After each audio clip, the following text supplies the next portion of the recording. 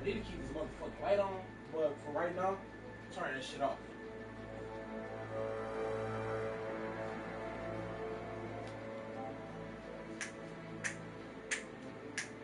It's not unusual to be loved by anyone. What's up, y'all? What's up, y'all? What's up, y'all? I took a gangsta ass nap. Gangsta ass nap. Just getting up. You see, it's fully dark in this bitch, huh? Fully dark. Boy, hey. Fully dark in this bitch, you know? Fully fucking zock.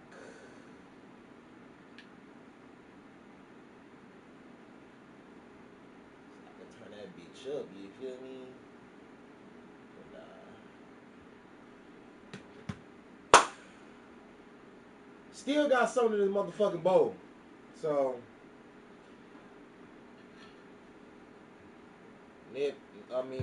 Lennox's mom already fucking started. And I still got like a bowl left. A bowl of two, actually.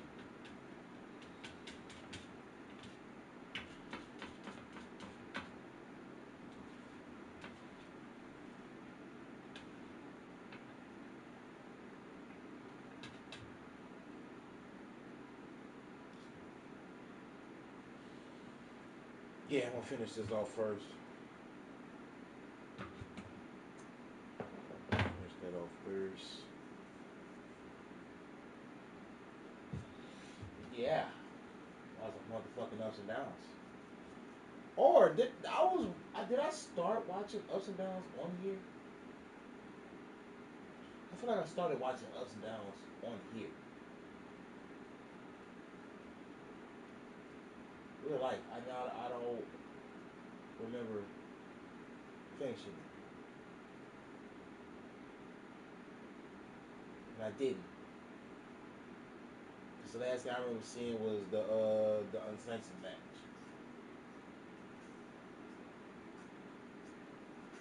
I got that bitch down so low. That bitch under the 20s. No, I was sleeping good. Or trying to. That went from maybe a few hundred people knowing about my product to millions. If it Let's was get not this for smoke in my TikTok, body, I right? can truthfully say I'm not even that supposed to be up right now. would not be open today. Or at least in my fucking bed. Well, I will be the fish of a monkey's uncle. Some words like that. Please present a very scary but amazing time induction.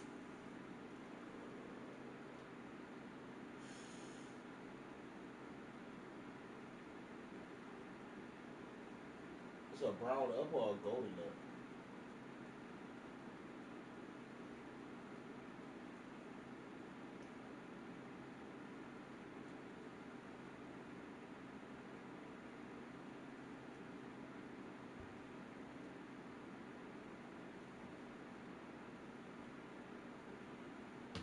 Hands. Essentially, just like I'm going to hit you with a weapon. Then the guy was like, well, I'm going to hit you with a weapon harder. So man, Sami Zayn was telling the truth. They don't fucking care. Makes me kind of confused, but actually, even though Sam tried to use it, Kevin Owens got the better of it. And he bit Sami Zayn. The fuck's that off? Owens then started building the most terrifying table structure ever seen in your life. Then Sami Zayn decided his instinct. Oh, of course, he was able to do something. Did it work? Of course it did. He even did a mega one here with Kevin going into tables and chairs and all manner of things. And did it help? No, it didn't help then too. The biggest bump of this sport was when all of a sudden Sami Zayn climbed up to the top rope and KO went boop and threw him off unseen. Sami Zayn fell, I should say, through this horrible table structure, and it was on the outside. He landed on the floor. I mean, if he had ended it there, I would have understood, but it carried on. Kevin then hit the most horrible fisherman bust you've ever seen in your life. When Sami Zayn started to hit half exploders, one of which was onto a chair that was basically stood up. Yeah. We see Kevin Owens on SmackDown doesn't have a head in the white. Sami learned once again he needs to stop doing the hallucinating pictures against Kevin Owens. Took out the referee. This was so good. Another referee came down. Kevin Owens hit the stunner. Because then he got the 1-2 that Kev just took that guy out straight away too. Unsanctioned match. The second fisherman buster he hit has to be that also got a 1-2 because we got to another referee. And somehow this got even more nasty. Sami Zayn finally got the hooligan kick. That that didn't work. So what did he went to get? A barbed wire chair. Honestly, the crowd went too fast. Now, he did hesitate a little bit, but he told us he was going to be an unhinged baby. So not only did he whack Kevin Owens, but he dropped total hell his face into it. Kevin Owens started like, I'm blind. Just think about that for a second. That would take out people's eyes with Rey Mysterio. And then because Sami Zayn got into the construction business and he just thought the most stupid thing I've ever seen in their life. That it came back to haunt him. He got destroyed by this. Kevin Owens went to the outside and called upon 2024 KO. Just powerbombed him into the ring over and over again. Now, one, that is the hardest part of the ring, but two, my context is we see Ring Aikman bumped all of the time because we were saying it was dead. It makes it a bit jiggly and uncomfortable. And also so worse because Owens then grabbed Sam, threw him in the ring, and he just pinned him like he was dead. Because he still was moving like a fish. So when Kevin decided we're now going to expose the concrete floor, and I'll give him a power drive. I literally have one bowl left. I really have one bowl left. And I just put fresh water in there. Fuck it. He went to get a barbed wire chair. Honestly, the crowd went too fast. Now, he did hesitate a little bit, but he told us he was going to be an unhinged baby. So not only did he whack Kevin Owens, but he dropped total hell his face into it. And Kevin Owens started like, I'm blind. Just think about that for a second. Now we're taking out people's eyes with Rey Mysterio. And then because Sami Zayn got into the construction business and he just thought the most stupid thing you've ever seen in your life. That it came back to haunt him. He got destroyed by this as Kevin Owens went to the outside and called upon 2024 KO and just powerbombed him into the ring apron over and over again. Now, one, that is the hardest part of the ring, but two, this is why context is key. We see ring apron bumps all of the time because we were saying it like death. It made you feel a bit wibbly jibbly and uncomfortable. It also so worked because Owens then grabbed Sam, threw him in the ring, and he just pinned him like he was dead. But because he still was moving like a fish, because Kevin decided we're now going to expose the concrete floor, and I'll give him a power driver. We are not in Kansas anymore, Toto. This is when we started to hear voices on our head, though, because Randy Orton did make his big return for Randy Orton. A Survivor Series, CM Punk stole his thunder, and John Cena did it here too, but everybody still went nuts. And not only did he give Kevin Owens the RKO, he was like, maybe I'll use a weapon, or maybe no, I'll punt you right in the head. He was going to do this too as a callback to the Legend Killer, I suppose, but man, the camera shot was so good because the last minute the He definitely hit that bitch at WrestleMania. And they stopped him, but that's okay. It's definitely gonna come. Where shall we play it off? WrestleMania. All of this was money, and I just realised I didn't tell you about the part where Kevin Owens locked Sami Zayn's head, or trapped his head in that barbed wire chair, and threw it into the ring post, and that's when everybody saw it was, well, he's got a broken neck, which then tied into the finish too. But talk about emotion, talk about tears, and talk about being invested. This is getting a massive up, and once again, the whole damn show was pretty bloody brilliant, especially because then it was the men's elimination chamber, and this was great too. It was also Seth Rollins versus CM Punk versus John Cena versus Drew McIntyre versus Damian Priest versus Logan Paul. And we started off with Drew versus Seth. They hate each other. Must have gone into this match with charged finishers in their meters. I hope they told the other person, because they were going for finishers. Well, that didn't work. They started throwing each other into the elimination chamber. The whole time Punk was like, yeah, get him. He loved it. Damian Priest was eventually in, and he basically hit a razor's edge onto Seth Rollins over the top rope into Drew McIntyre. And Drew got inspired by that, so he then powerbombed Rollins onto Damian Priest and turned into... A new year and a new adventure with the perfect Chevy to take you anywhere. With pure power unleashed and future-forward technology. Because every mile matters and every path leads to new possibilities.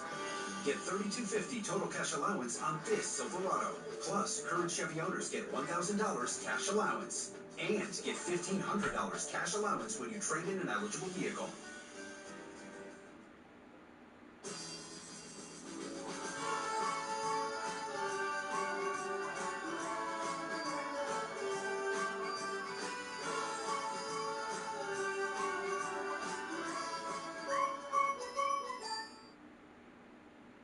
Seth's father, I was like, a poor boy. Logan Paul was in next, and after he had done a couple of moves and got booed, Damian just punched him right in the face.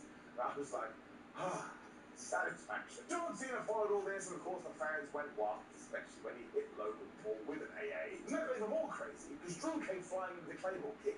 He thought he was about to eliminate Big Match John, but Damien went shrug emoji, and the most devastating move in all our sports entertainment surprise roll-up, and he got rid of the Scottish Warriors. I'm sorry. They must be fighting at WrestleMania, especially because the Elimination Chamber rules then kicked in, and Drew was like, well, I'm pissed now. He Claymore Damien right in the head. Logan Paul climbed to the top rope, hit a frog splash, and he eliminated Damien Priest.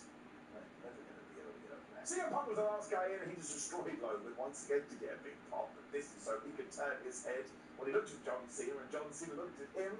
Our old rivals were about to fight. Now, Seth actually stopped that because he was like, you haven't been around for a while, Cena, and Punk is mine, which triggered the craziest crane of events, which essentially ended with. I'm sorry.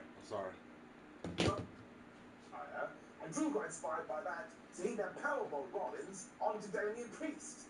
And turned into Seth's father, and I was like, my poor boy. Logan Paul was in next, and after he had done a couple of moves and got booed, taking it to punch him right in the face, I was like, satisfaction. John Cena followed all this, and of course the fans went wild, especially when he hit Logan Paul with an AA. And that got even more crazy, because Drew came flying into the Claymore kick. He thought he was about to eliminate Big Match John, but Damien went shrug emoji, and the most devastating move in all our sports entertainment surprise roll-up, and he got rid of the Scottish Warriors. I'm sorry. They must be fighting at WrestleMania, especially because the Elimination Chamber rules then kicked in, and Drew was like, well, I'm pissed now. He Claymore Damien right in the head.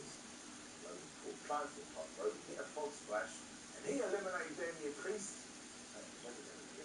CM Punk was the last guy in, and he just destroyed Logan once again to get a big pop. But this is so he could turn his head when he looked at John Cena, and John Cena looked at him. Our old rivals were about to fight. Now, Seth actually stopped that because he was like, you haven't been around for a while, Cena, and Punk is mine, which triggered the craziest crane of events, which essentially ended with Logan Paul getting GTS by Punk, and Logan was gone too. I just want to say thank you, CM Punk, thank you very much. It also been the last three worst Seth Rollins, John Cena, and CM Punk, and Punk and Cena actually worked together to get a heart attack on Seth Rollins, so they think it was good. He had a big hug beforehand, and given what was going to happen at the end of the night, this was doubly hard, but it was awesome to see them go to and fro again. He then teased all the finishes, and Cena was going for the XTFU, but Punk reversed that into the Anaconda Bites. Then we got surprise roll-up, teasers, and a neck breaker from Punk. Cena then went to the top rope, actually changing direction when he saw Seth Rollins moving around, but he shouldn't have done that, because we got an AA, which also got a 1-2 rule. But all of a sudden, Seth Rollins was hitting buckle bombs and stomping the CM Punk, which gave us another 1-2 rule. So, but this is stupid, what are we going to do? John then wanted his revenge of the AA, but Rollins got out of that, and he was pushed right into the GTS. He got smacked with that when John Cena finally hit the AA and Punk pinned him. So talk about protecting Seth Rollins. He got hit with the ultimate combo. Also, he was so damn good in this match, he did not get the respect he deserved. It also met the word down to Punk versus Cena, and they weren't smiling anymore. Honestly, they went right into this. But once again, the Elimination Chamber rules reared their head. Because Seth was just chilling in the corner. I think he remembered, I said over my dead body, Punk. So he just stomped him. And in hindsight, this was the best part of the match. John Cena didn't think twice about this. He was not Celine Dion. He dragged Punk back in the ring. He applied the STFU as Seth Rollins, who's an unhinged maniac, was shouting, die, die. Really made me laugh. The CM Punk did not have his out hours. He went night-night. John Cena just won the chamber at WrestleMania. It's now John Cena versus Cody Rhodes. This was so damn good, though, especially in hindsight, so it is going to get an out. Now, obviously, we have to connect it with our main event segment. Because right away out came Travis Scott, obviously, the Rock. He thought he was about to eliminate Big Match John, but Damien went shrug emoji, and the most devastating move in all our sports entertainment surprise roll-up, and he got rid of the Scottish Warriors. I'm sorry.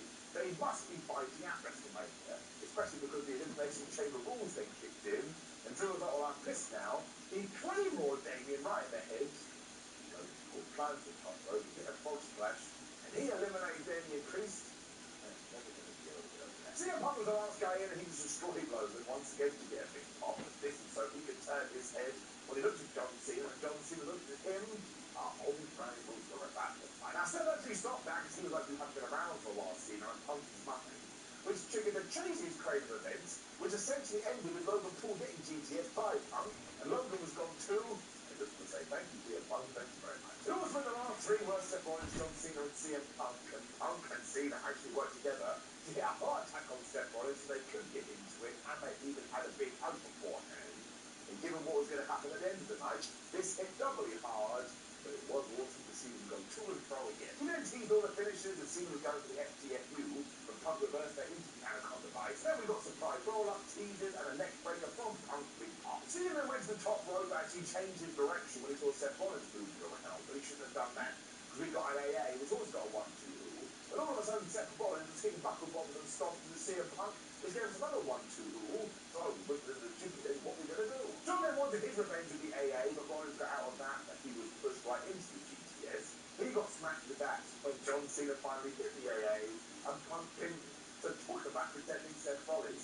He got hit with the ultimate combo.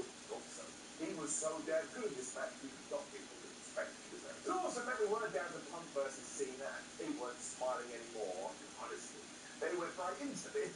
But once again, the Elimination Chamber rules reared their head. Because Seth was just chilling in the corner. I think he remembered I said over my dead body, Punk. So he just stomped him. And in hindsight, this is the best part of the match.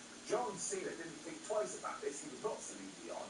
He dragged Punk back in the ring. He applied the STFU as Seth Rollins, who's an unhinged maniac, was shouting, die, die.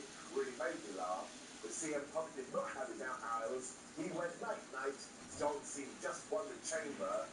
At WrestleMania, it's now John Cena versus Cody Rhodes. This was so damn good, though, especially in hindsight, so it is going to get an up.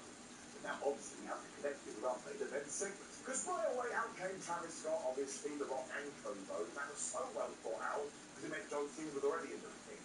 That's The Rock, the final boss. Went totally nuts as usual, going like, "Keep your soul, and we're going to be together forever.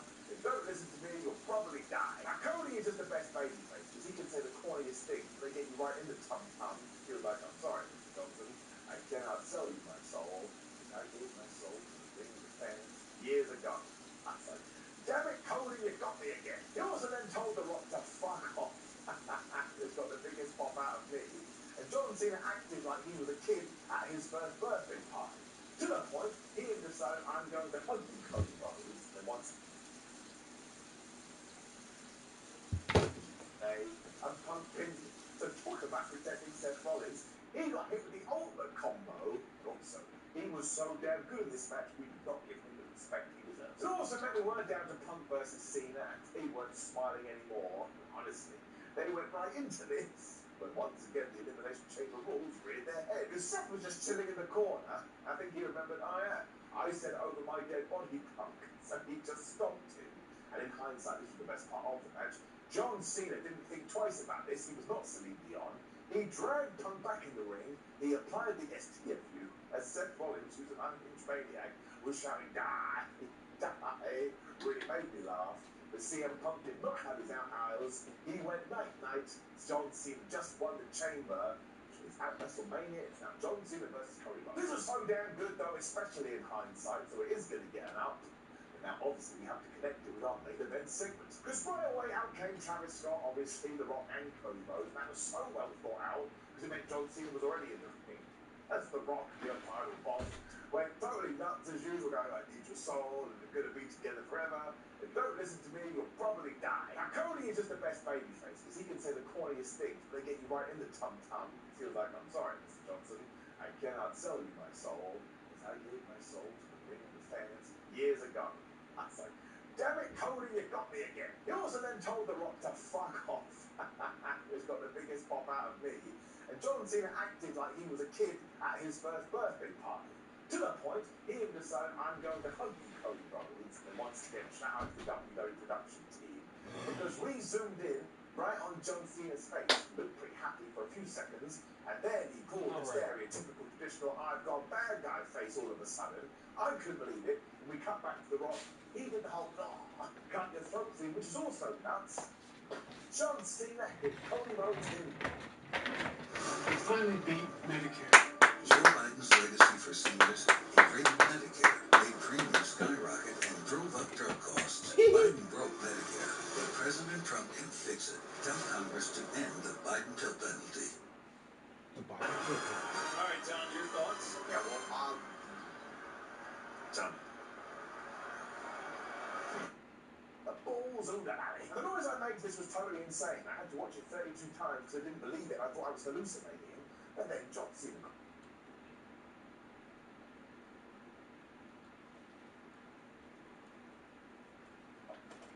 And WrestleMania is now John Cena versus Cody Rhodes. This was so damn good though, especially in hindsight, so it is going to get an up. Now obviously we haven't connected with our main event segments. Because right away out came Travis Scott, obviously The Rock and Cody Rhodes, and that was so well thought out because it meant John Cena was already in the ring. As The Rock, the title boss, went totally nuts as usual, going, I need your soul, and we're going to be together forever. If you don't listen to me, you'll probably die. Now Cody is just the best babyface because he can say the corniest things, but they get you right in the tum-tum. It feels like, I'm sorry, Mr. Johnson, I cannot sell you my soul because I gave my soul to the ring of the fans years ago. I was like, damn it, Cody, you got me again. He also then told The Rock to fuck off. It's got the biggest pop out of me. And John Cena acted like he was a kid at his first birthday party. To the point, he even decided, I'm going to hug you, Cody Rhodes. And once again, shout out to the WWE production team. Because we zoomed in right on John Cena's face. He looked pretty happy for a few seconds. And then he pulled the stereotypical traditional I've got bad guy face all of a sudden. I couldn't believe it. We cut back to The Rock. He did the whole cut your throat thing, which is also nuts. John Cena hit Cody Rhodes in the balls of the alley. And the noise I made to this was totally insane. I had to watch it 32 times because I didn't believe it. I thought I was hallucinating. And then John Cena got the title, he got Cody's Rolex, and he just bludgeoned this guy. Plus, Travis Scott joined in, because why wouldn't he? And then The Rock, given his WrestleMania this season, whipped Cody Rhodes with the belt. And honestly, I kid you not, my friends, Rhodes was bleeding. So this really was like trying to end a puppy's life, and it did end. With these three stood over Cody Rhodes as once again the red stuff pulled out of his head. John Cena raised the WWE title above his head. So if you are not planning to watch this today, what the hell are you doing there? Even if you're like, I don't watch WWE, watch this. It's a generational thing. It's a once-in-a-lifetime thing. To do it again, you'd have to have a baby face that existed for 25 years and refused to turn heel. And the fact he teamed up with The Rock. So I don't care if it's been planned for months. I don't care they came up with this yesterday. It has made WrestleMania 41 so damn exciting. We have been doing ups and downs. I tried to make it my last bowl, but it was not But this fitting has all to of be it. one of the top 5 moments I have been privileged to review on this damn show, to the point. It doesn't just get an up, it gets a golden up. And the Elimination Chamber overall gets a golden up. This was a terrific pay-per-view, and we shall call it a big pay-per-view no more. Listen to me, I'm talking at 450 miles an hour, because John Cena just turned heel. Look out the window now. Oh, surprise, surprise. It's raining cats and dogs. Hell just froze over. I am so damn excited. And shout out to John Cena. He could have just played the hits for 12 months, especially with all the fans who super duper into him. He's just done a game-changing, industry-moving thingamajig we will talk about forever. You know, the deathbed goes, oh, I love you, my children. I remember my wedding day. Also, where was I when John Cena turned heel? You may call that hyperbole, but I mind nerd life. This was absolutely perfect. Give it a Street Fighter. Alright, now, let's take a breath. Drop your comment below. What did you think about this? Even if you hated it, that's perfectly fine. Like it, share it with you, and subscribe. Click the video on the screen right now to just continue talking about this. It's wonderful. Wrestling is the best. Bravo, WWE, for doing this. He was great. And this Kickstarter wrestling war was so over, he made The Rock go bad guy. Now he's turned John Cena heel. Don't you tell me he's not a legend. Flippin' is. Goodbye.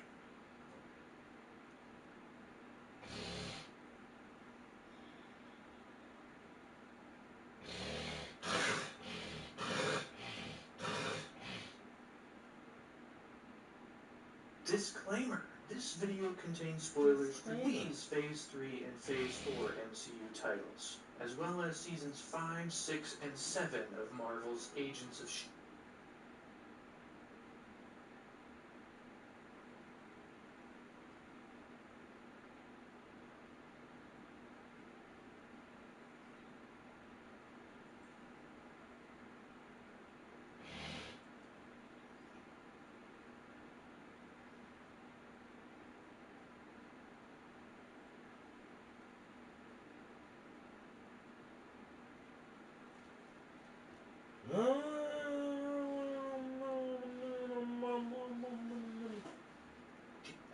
He's just the best. That's all I'll say.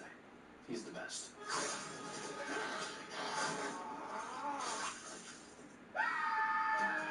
Eventually, all leads to the finale, where Loki and Sylvie journey to the end of time to meet the person behind the TVA, and it's none other than Kang. Or at least a version of Kang, simply referred to as He Who Remains. And he's great. The performance is fantastic, Jonathan Majors is a lot of fun, but it does leave our two main characters with nothing to do for half the episode. They're just kind of sitting there as a new character has to explain everything to them. But eventually stuff does happen, as Sylvie and Loki have to decide whether to take control of the TVA and maintain the sacred timeline, or kill He Who Remains and open the multiverse, letting out a much worse version of Kang. Before they decide, though, they gotta kiss. You know, the ultimate narcissist has to fall in love with a version of himself. It's a bit weird, but considering what Loki was up to in the comics or even Norse mythology, this is nothing. But it leads to the moment where Sylvie kills He Who Remains, leading to the opening of the multiverse. Meanwhile, Loki's now trapped with an Owen Wilson that doesn't know who he is, and he discovers that Kang has taken complete control. See you in season 2! This is pretty chill-inducing. I really like how they handled this ending. If you look back at the last time Marvel set up their ultimate villain with Thanos, it was essentially a long tease before the movie where he actually did something. A promise of an inbound storm, but this time, Marvel opted for something sudden. This isn't an incoming storm. The storm's already here. We're right in the middle of it. The multiverse is open, giving us the next Spider-Man movie, the What If animated show, and I can tell you right now that Doctor Strange is going to have one hell of a rude awakening. But before we can dive full tilt into the multiverse, we gotta travel back in time for the much belated arrival of... Yes, this movie probably could have been released in 2017 and been totally fine. We could have gotten to know the character before she ended up dying in Endgame and make that death a bit more tragic and emotional, but honestly, I'm kind of glad I got to see this movie at all. And I got to see it in the theater, which was pretty nuts. Which leads me to say, once again, spoilers for Black Widow.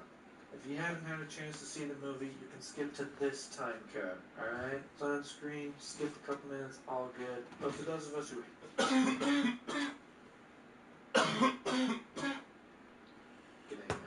But before we can dive full tilt into the multiverse, we gotta travel back in time for the much belated arrival of...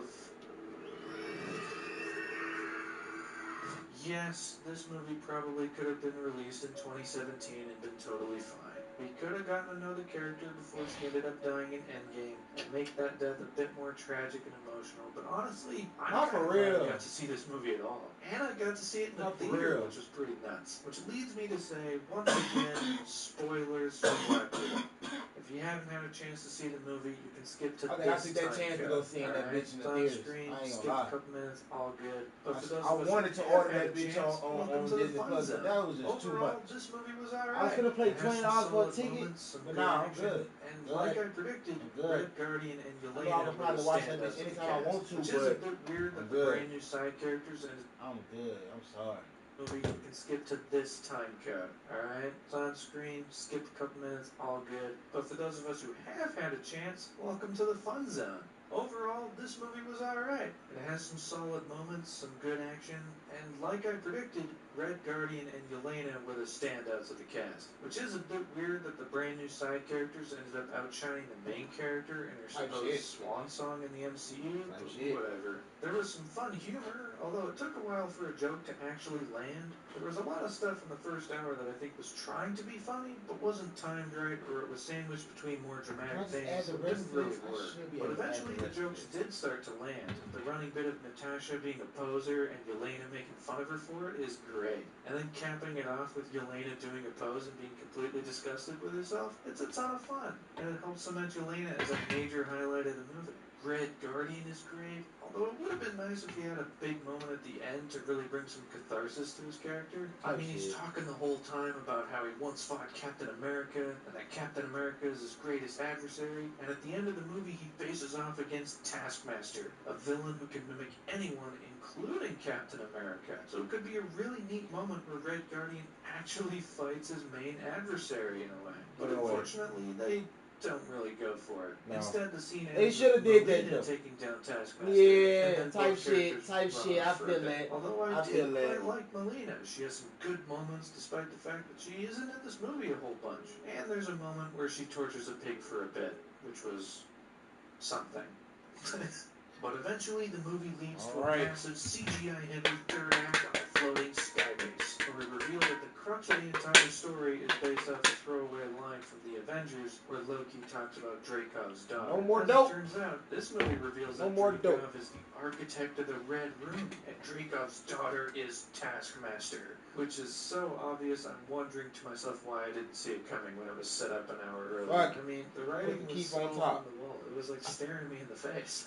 But it was fairly satisfying to see Dracov explode. You know, that was nice. And of course, because this is an interconnected universe, we gotta reveal just how Natasha got the vest for Infinity War. Which I honestly have no problem with. At least in some fun moments between her and Yelena. And tying the vest to her extended family is a nice touch. But then we close out with Natasha heading off in a Quinjet to go and be in Infinity War. And eventually die in Endgame.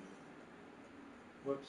Oh, and there's her grave in the post-credits. That's kind of jarring, but we got Julia Louis-Dreyfus again recruiting Yelena to hunt down Hawkeye because he's the reason Natasha is dead. Is I it guess this one? they're I thought setting it- I up thought it- Yelena I to be in thought the it was that Hawkeye one. show. I doubt the conflict will last that long, because, I mean, it's not like it'd be that hard to explain what happened. We needed to get a rock, one of us had to die, it should have been me, but she went instead, and I got the rock.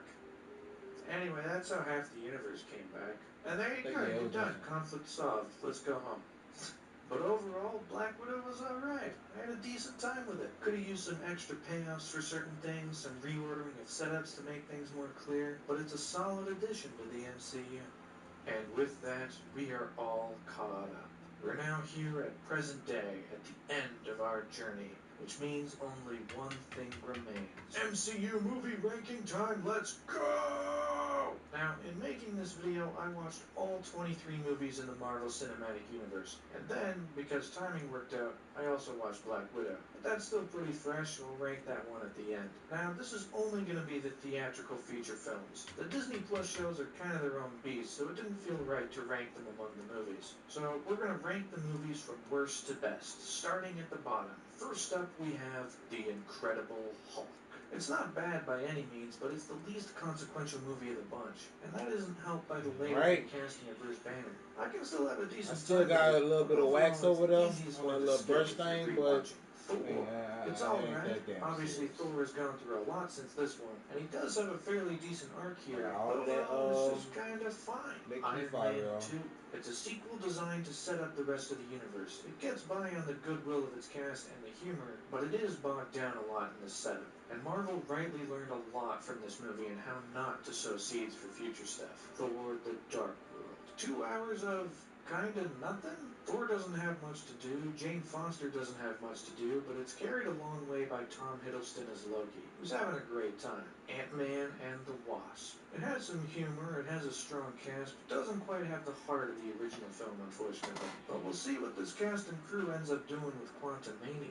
Doctor Strange. I will be It has going some live really on cool Instagram visuals for and a my pretty last clever third time, act, but but structurally fuck it, it they don't is need a copy-pasted Iron Fuck Man. it. And Fuck Doctor it. Strange himself has done more interesting stuff since, but still not a bad watch. Ant-Man. It's in dire need of some visual life, but it has a strong beating heart at its center. And when the shrinking Keith on action the top, kicks in, it's done little- some really a clever little things. Iron grapefruit Man 3. Keith? I have quite a bit Or of fun cheese with with this Keith? one. I don't It has know. a lot of the wit It's and Keith. humor of the first film, while also having some more unique action as well. You might think this is relatively low, but I like this movie. Just so happens there are a lot of other movies that I like more than this one, such as Avengers: Age of 758. Ultron. I'm a sucker for the ensemble crossover That's good movies, time, and while man. this I'm is not even certainly gonna lie the to you. weakest Avengers movie, with it being bogged down in the setup, the characters carry a lot of the weight, and it's still fun seeing them on screen together. Spider-Man: Homecoming. It's light on its feet, it's fun, it has a lot of great humor, though the message is pretty muddled, and it loses some of the best aspects of Peter Parker's character, but aside from that, it's a fairly easy one to watch for me. So, Spider-Man: Far From Home. This one kind of surprised me on my latest watch. I had more fun with it than I thought I would. It has the same pros and cons of the first, but I think it edges itself above what that about one do? with some more Get a solid phone. stakes and better action sequences. Captain Marvel. It's an easy watch. It feels kind of weightless. And yeah, it could use some visual flair at times, but I like this character. And she's surrounded by an incredible supporting cast as well, so points for that. Captain America, the First Avenger. This one was never one of my favorites, but hearing people sing its praises got me looking at it differently. And I've come around quite a bit. This is a solid movie. And the origin for Steve Rogers is pretty fantastic. Thor Ragnarok. It's a fun, zany space adventure with all of the dry Taika Waititi humor you could ask for.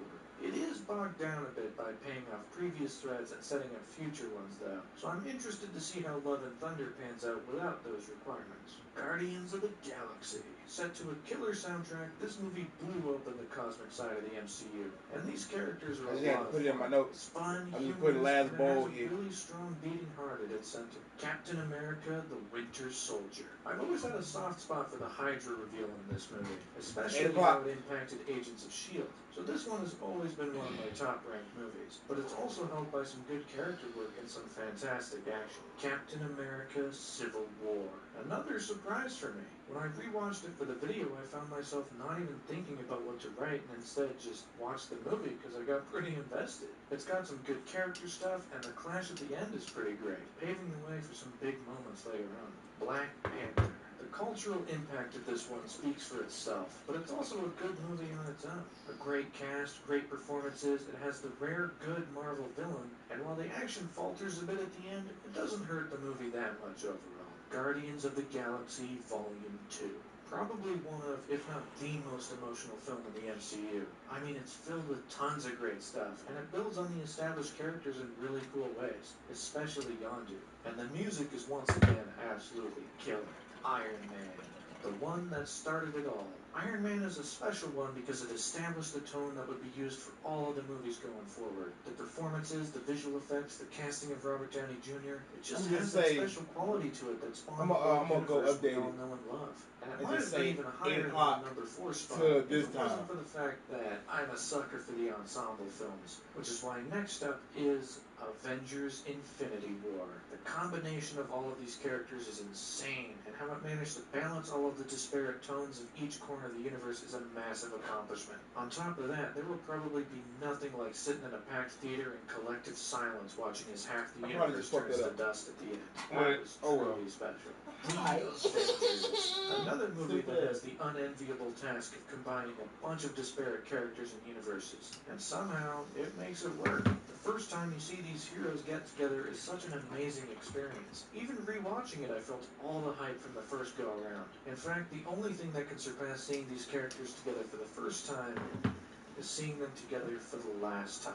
Which is why my number 1 top-ranked MCU movie is Avengers Endgame. It might not be the best movie in the franchise, but I feel no guilt ranking it as my number 1. I'm a sucker for ensembles, I'm a sucker for time travel, and the experience of seeing the third act of this movie will be unmatched for possibly forever. As a fan of the franchise, there's nothing more that I could ask for than this movie.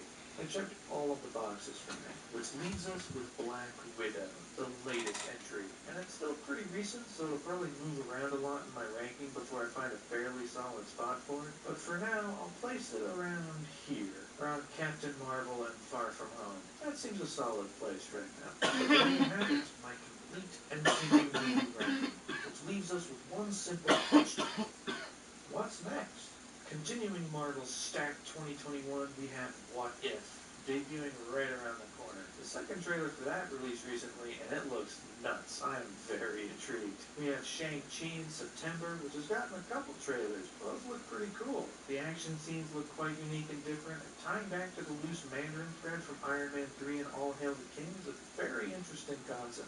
Eternals got a trailer not too long ago. I kind of get similar vibes when Guardians of the Galaxy was first coming out. I mean, this is going for a completely different tone, but it is an obscure group of characters that I know nothing about, and that's very intriguing. And the cast is enormous. There's a lot of people in this movie, which is neat. And finally, at the end of the year, we have Spider-Man No Way Home.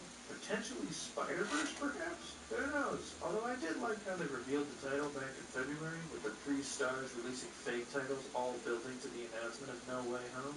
It was fun. It's pretty clear from Marvel's massive upcoming slate of movies and shows that they're not stopping anytime soon. And for the most part, I'm interested to see what they got coming up. Doctor Strange in the Multiverse of Madness, Thor, Love and Thunder, The Marvels, Black Panther, Wakanda Forever, Guardians Volume 3, the second season of Loki, tons of great stuff coming up. And now, at the end of this journey, I have Hey yo, I said I was gonna throw away my bone. for myself. Why Fuck did I that shit. do I paid too much for this The motherfucker. truth is, I like these movies. Ain't nothing but a 12-inch bitch, but like, you know. For 8 hours Fuck about that. the MCU if I didn't like the movies. I was there from the beginning. I saw Iron Man in theaters back in 2008. I remember the excitement around the Avengers, the insane build-up to Infinity War, and the truly unique experience of Endgame. And I wanted to look back to see exactly how the universe developed to where it is. I wanted to go and rediscover the little details that are forgotten with the passage of time, the little things that may have been important then, but aren't important now, and bring them back to the forefront and maybe bring back lost memories, go full tilt down nostalgia lane. We talk about things differently when they're brand new versus when they're 10 years old, so I wanted to go back to how people were talking about these movies as they were happening, and explore how the conversation evolved with the franchise, and how the franchise evolved and how things changed. And it was a really interesting journey that I wanted to share with whoever actually ends up sitting through all 4 videos. The MCU ain't perfect, but it's a really interesting and fun experiment. Bringing together all of these separate franchises into one mold is something that Marvel has done to much success, and it has changed how many franchises approach storytelling now. And things are only going to get more interesting with the multiverse coming up and Marvel's expansion to include the Fantastic Four and the X-Men in the not-too-distant future. But there you have it, my 4-part complete MCU retrospective. Thanks for joining me on this massive journey chronicling the history of the MCU from its inception. It's entirely possible that in a few years' time I can come back and make part 5, talking about the continuing developments of Phase 4, perhaps Phase 5 eventually? Who knows? Until then, this will be the end of this episode, and I hope he's working on Phase 5, I ain't gonna lie.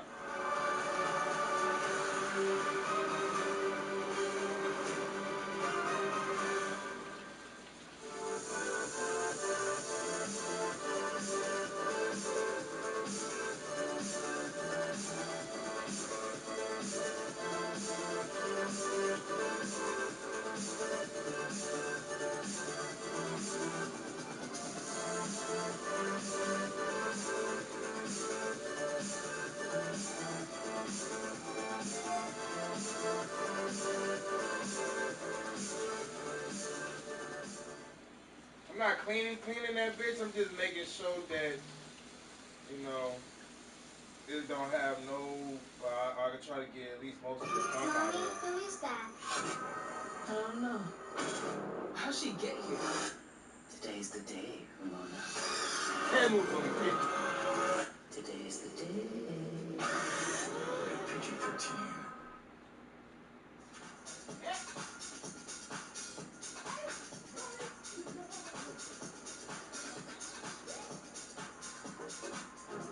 Find the things you love.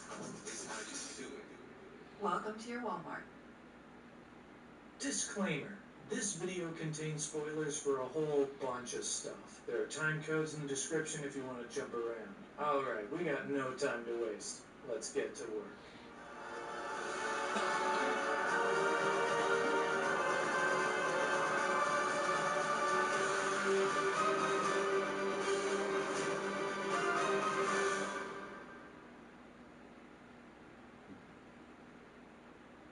The year is 2021, and the story of the MCU has been over for 2 years. While far from perfect, Avengers Endgame told a massive, climactic story that brought the Infinity Saga to a close in a satisfying enough way, whilst also bidding farewell to some of the franchise's most iconic characters. After 11 years of build-up and 21 movies before it, Endgame somehow managed to come through as a pretty entertaining finale to an unprecedented cinematic experiment. And ever since, fans of the franchise have been able to to look back on the series with fond eyes. It had a beginning, a middle, and an end. The only thing was, that's not where it was actually going to end. Because when your movie makes nearly $3 billion worldwide, you don't just call it a day. You gotta keep that money train rolling. I mean, come on. And so, immediately after Avengers Endgame, Marvel Studios returned to theaters with Spider-Man Far From Home, providing a solid enough epilogue whilst also turning Peter Parker's world completely on its head. Spider-Man's name is Peter Parker. Then, after a brief hiccup that may or may not have locked down the entire planet, Marvel finally returned to the zeitgeist with 3 streaming shows back-to-back.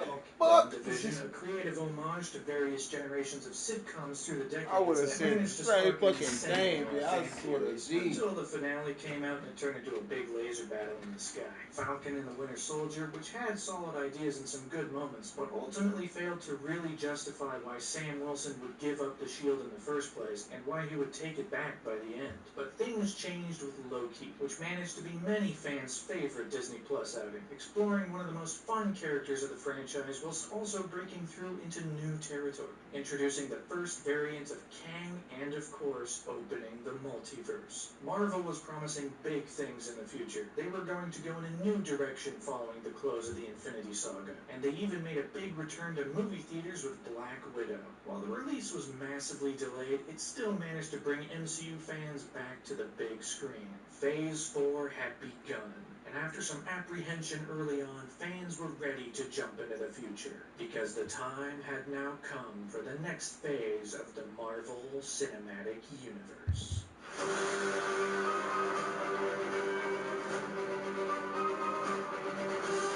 The first half of 2021 was already a densely packed year for Marvel, and they weren't planning on slowing down anytime soon. The second half of 2021 would keep up the momentum to make up for lost time, as marketing had already hit a stride for the next big screen adventure, Shang-Chi and the Legend of the Ten Rings. With 2 trailers online, the movie already promised to have action the likes of which the MCU has never seen, all the while introducing a whole new side to the universe and tying up the loose Mandarin thread that's been left open since all the way back in 2014 with the All Hail the King one-shot. Marketing had also kicked off for Eternals, a movie promising to introduce a whole swath of new characters. The teaser trailer had already been released in May of 2021, but now the time had come for something a little bigger, as Marvel continued to push this expansion into new territory with the second full trailer in August 2021.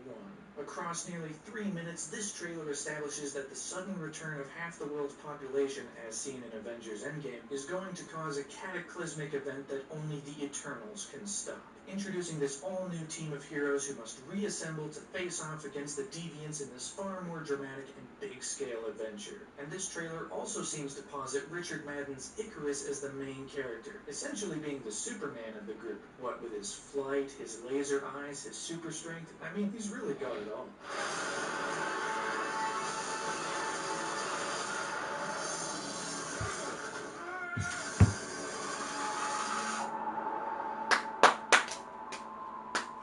It was big, it was flashy, it carried a new tone that's rarely seen in the universe. It was also going to include the Celestials in a relatively major capacity, blasting the cosmic side of the MCU wide open to explore all new stories. The trailer also had a rare event, at least for the MCU, in having the director's name in the trailer, selling the movie as their vision on top of selling it as the next chapter in the MCU. But Shang-Chi and Eternals were far from Marvel's biggest hitters in 2021. They were merely stepping stones to the one movie fans were really clamoring for. Ever since the cliffhanger ending to Far From Home, audiences have been chomping at the bit to see the next chapter of Peter Parker's story. But even as exciting as that was, excitement skyrocketed in December 2020 when word circulated that Andrew Garfield and Tobey Maguire would make an appearance. While not confirmed, the mere possibility of a live-action Spider-Verse sent fans into a fugue state. They began losing their minds, and as 2021 continued and the clock ticked ever so slowly through the year, fans became more and more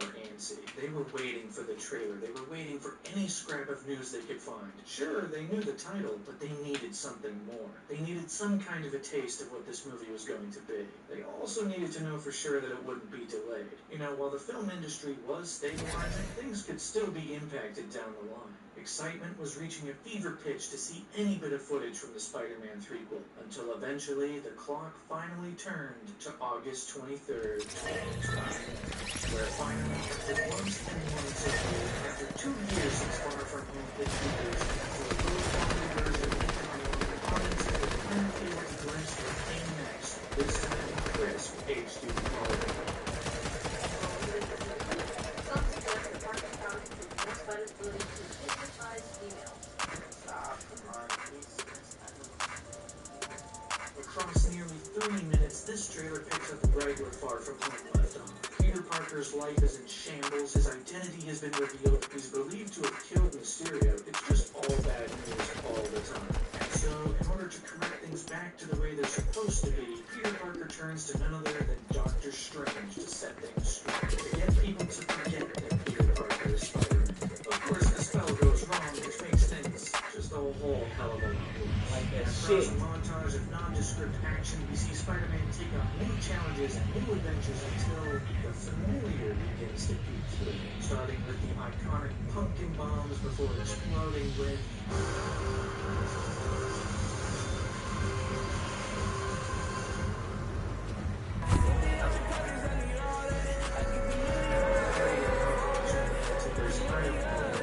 Spider-Man villains from across his live action universes are going to come together in this massive trilogy cabinet. This trailer confirms Tom Holland and Green Goblin. Other things suggest the event of several other Spider-Man partners. This trailer does not confirm, however, it's the appearance of honestly, is you don't want to give up the prize that passes too early.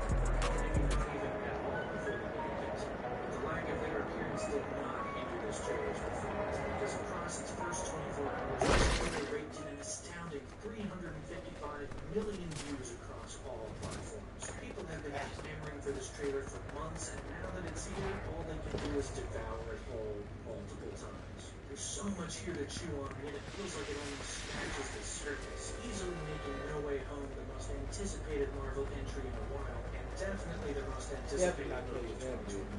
The clock was now ticking. Fans were counting the days until December 17th.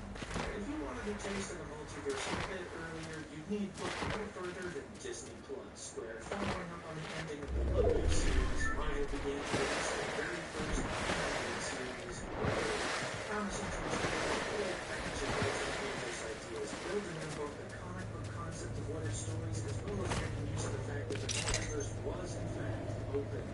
The possibilities for the show were endless. The trailers promised to go hog wild with variations on established MCU canon, and eventually, starting in August of 2021, fans journeyed into the most on a show that would go crazier than anything Marvel had ever done before, because it was now time to ponder the question.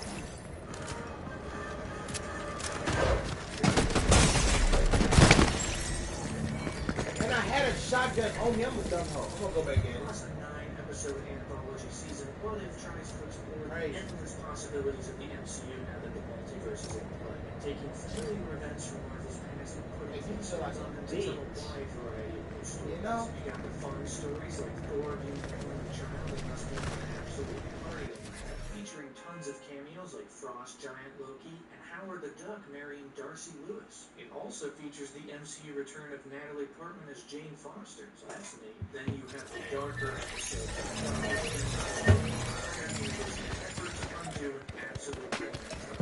Then, of course, there's the Zombies episode, which tries to fit into both categories but succeeds at neither. Because despite What If being a big exploration into the potential of the multiverse, it also shows, more than most other MCU outings, the limitations of Marvel storytelling. Everyone's still got to crack jokes, everyone's still got to have a sense of humor. Things can't get too dark or else it'll start to break the MCU mold a little too much.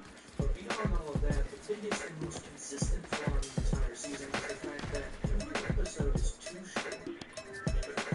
Yeah, every episode is too short. Each episode could potentially fill the plot of an entire feature-length movie, and yet they're all condensed into 30-minute little adventures, which isn't necessarily a bad thing from the outset, but it does take away from a lot of the emotional investment. There's not enough time to get invested in these characters, to get excited for their next appearance, or to really feel the the emotions of certain scenes. Nowhere is this more apparent than in the first episode following Captain Carter. Like all of the others, it's a fun concept, but since it's just a bull-swap version of the first Avenger, it feels like it's retreading ground, just not as good. Certain emotional moments from the first Avenger have been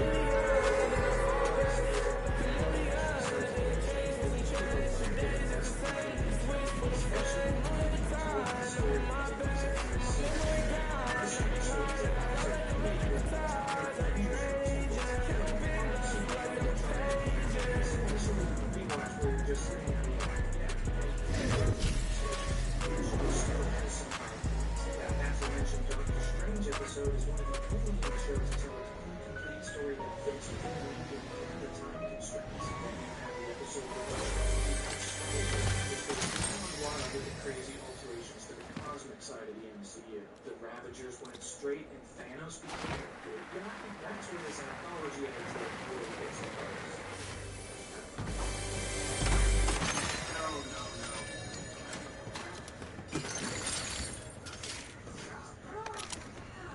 Also serves as an emotional farewell to Chadwick Boseman as T'Challa, as this is his last performance as a character. And it's a fun turn, seeing a different side of the character that still sticks to the core of who T'Challa is. Shield bubble.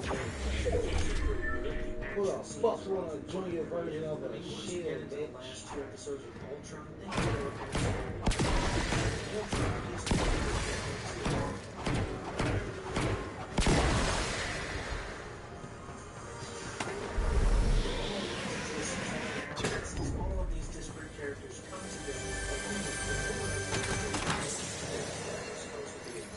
that got cut for some reason. The show is so Striker Burst? Hell no! Oh hell no! These characters formed the Guardians of the Multiverse, working together to take down the Super Ultron, rising for war. The emotional beats don't really land like they're clearly meant to, but there are some interesting ideas and fun sequences that keep it staying afloat. Oh, and also, Bill Coulson is in a couple episodes, so that's fun. Gotta love when Coulson shows up in anything. He's great. And then finally, at the very end, the show features a brief post-credit scene where Captain Carter finds the Hydra Stomper, which was once piloted by Skinny Steve Rogers. I'm looking up for Jesus. The multiverse was being explored on Disney Plus. Marvel once again set their sights onto the big screen. Because for the first time since the pandemic, a Marvel movie was going to release exclusively in theaters. You know, Black Widow did a day-and-date Disney Plus release along with a theatrical release, which also caused a little wee bit of a legal kerfuffle behind the scenes. But now, Marvel was heading exclusively to theaters for Shang-Chi and the Legend of the Ten Rings. Character that they've been trying to work into this universe since the beginning. Shang-Chi was originally slated to appear as one of Marvel's Phase 1 heroes. Now that finally come for Shang-Chi's big screen debut, and it was meant to be a watershed moment in pop culture and in much the same way Black Panther was in 2018, and audiences were getting excited, because all finally led to September 3rd, 2021. Where for the second time, Marvel Studios is back with a feature-length adventure. The second movie of Phase 4 had arrived, and audiences were strapped in for their introduction to the MCU's latest hero.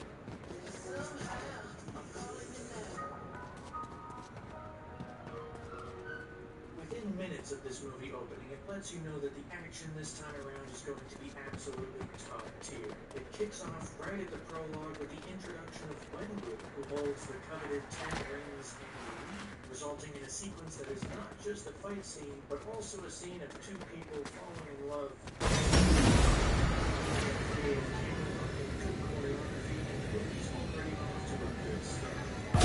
I thought about it. Action scenes ranging from the scaffolding on the side of the building, fully utilizing the height and vertigo.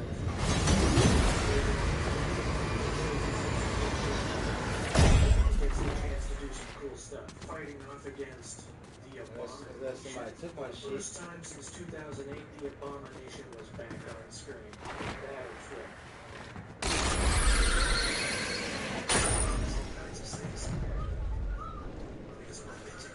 This side. exactly what you're looking for. Booking.com, booking done. Okay, I got a whip. I think that's from the last game. Yeah, no, I think that was from the last game. I'm tripping. Is he?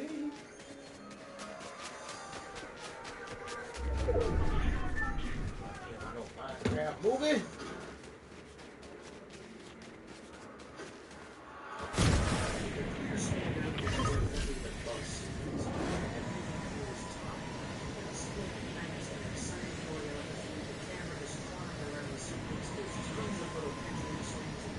Situation to make you continuously excited, and of course, there's you. I actually do put a little bit of marshmallow all the time right at the moment.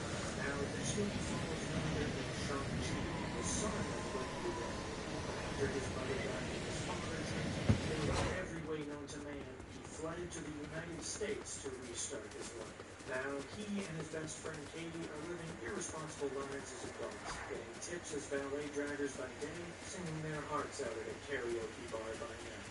That is until his father re-enters his life in search of a way to free Shang-Chi's mother from imprisonment, thus bringing Shang-Chi and Katie into action to try and uncover the secret to the mystical land known as Talo. Is also reuniting Shang-Chi with his sister Zhu Zhao, who, after leaving Wenwu herself, has started her own.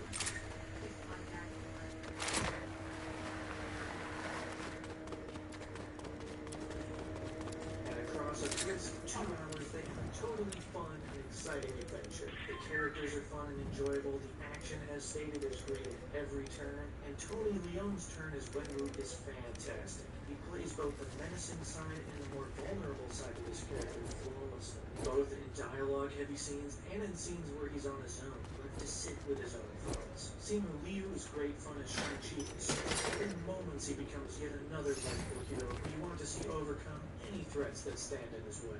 Katie is a lot of fun as well, bringing a lot of comedy to the movie, especially when she tries her world-renowned deception trick, where she, sings Hotel California by the Eagles.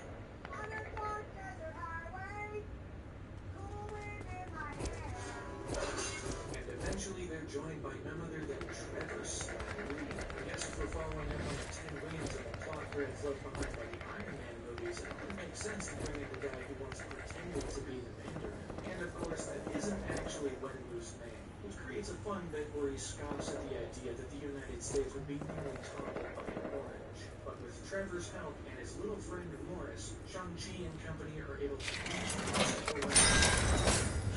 tons of crazy creatures. What do you mean? Maybe they come in and let it flowers, maybe they come in and pretty, yeah. It's crazy. It's here that we reveal that while Wenwu believes he is trying to free his wife, he is actually being tricked by some maniacal monster who was trapped eons ago because it sucked out people's souls in a fusion cell, which leads to the massive climactic final battle, where each one of our established characters impressive showcase of visual effects. While the bus sequence is more fun thanks to its tangibility, the sequence is still leads to a final confrontation between Shang-Chi and his father. Their dynamic is a core of this entire story. The two of them from start to finish. Glorious, this is enthralling piece of action. Seeing the two battle each other as Shang-Chi slowly but surely gets control of the Ten Rings. Now, you'd think that this fight between father and son would be the ultimate climax to the movie, right? But this is the ultimate showdown, the grand finale to the movie. Well, it isn't. Because Wenwu succeeded in his goal, which means a giant soul-sucking monster busts free, which ultimately leads to the death of Wenwu and a massive CGI monster battle to close the movie out with a bang. The only downside is that because the entire story is about Shang-Chi and Wenwu at its core, interest immediately saps away once Wenwu is dead. And while the dragon fight looks cool and the visual effects are impressive, on a storytelling level it isn't very engaging because there is no story. The story ended when Wenwu died. Regardless, each of our characters unite to face off against the Soul Sucker, joined by their very own Great Protector, resulting in Shang-Chi using the Ten Rings to save Talo once and for all. Great job, guys. You saved the universe. And While the characters mourn the losses they felt along the way, Shang-Chi and Katie Train on the street is crazy. I guess that's a bus. until, of course, they're snagged away by Wong to become part of the larger MCU. And that's the whole movie. It's pretty clean cut. There's some fun humor, some nice ties to the rest of the MCU, and ultimately it introduces a handful of new and exciting characters to the film. It's a good time. First up, following up on the end of the movie, Wong begins to investigate the particulars of the Ten Rings, with none other than Bruce Banner in human form again and Captain Marvel. While a mystery is set up stating that the Ten Rings are sending some kind of beacon, Shang-Chi, Katie, and Wong decide to karaoke part two, singing Hotel California. That's fun. Then, right at the very end, we revisit Zhu Zhao, who appears to be taking down her father's empire, until it's revealed that she's just taking it over for herself, because of course she is. And would you look at that, the Ten Rings will return. Guess we gotta look out for them in Shang-Chi 2 after it comes out. That was sure to be a sequel, because despite this release in post-pandemic, Shang-Chi proved that Marvel still had a massive impact on box office, kicking off at $75 million in its opening weekend, going on to gross $224 million domestically, and a whopping $432 million worldwide. While on a large scale, this is one of Marvel's biggest failures, it's ultimately more than we could hope for at this time.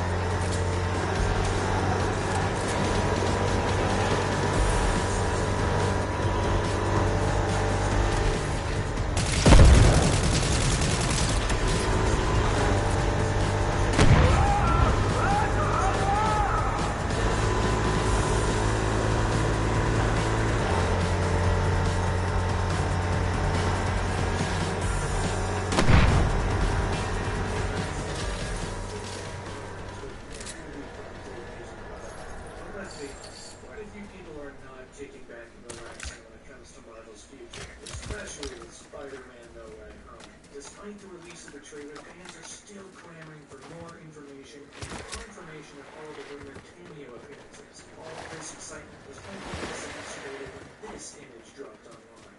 Yeah, that's Andrew Garfield in his Amazing Spider-Man 2 costume, appearing in a scene that does not match anything seen in Amazing Spider-Man 2.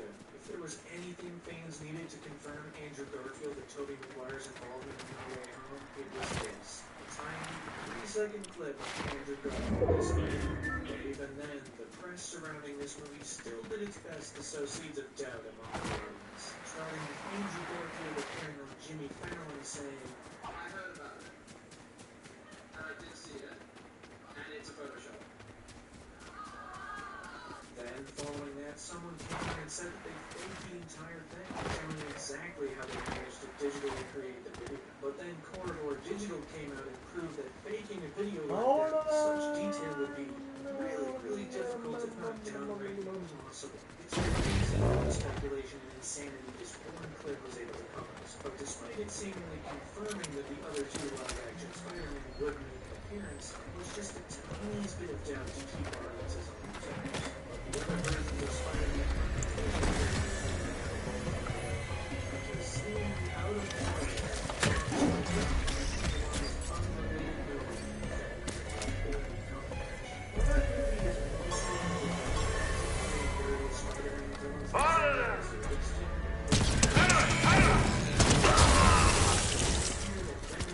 villains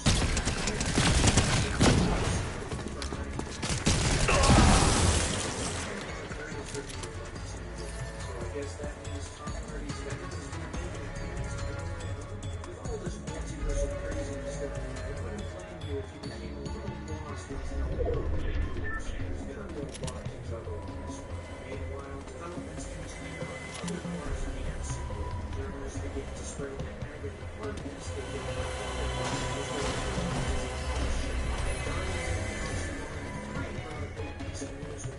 Are we getting that? What a big dog is. You upstairs?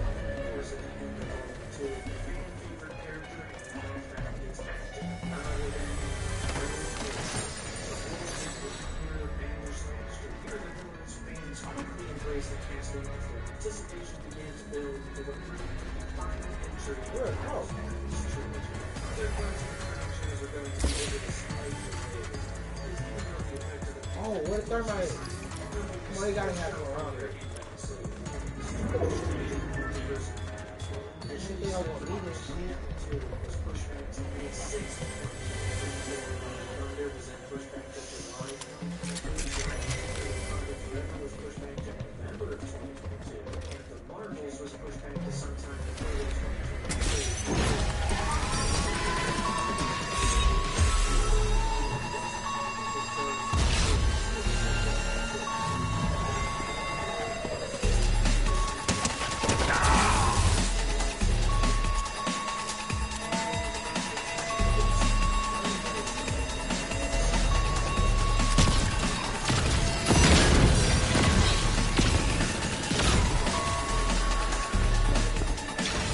It ain't working. It seems like it's a whole fucking task. What the fuck on my dick? It's a whole fucking task.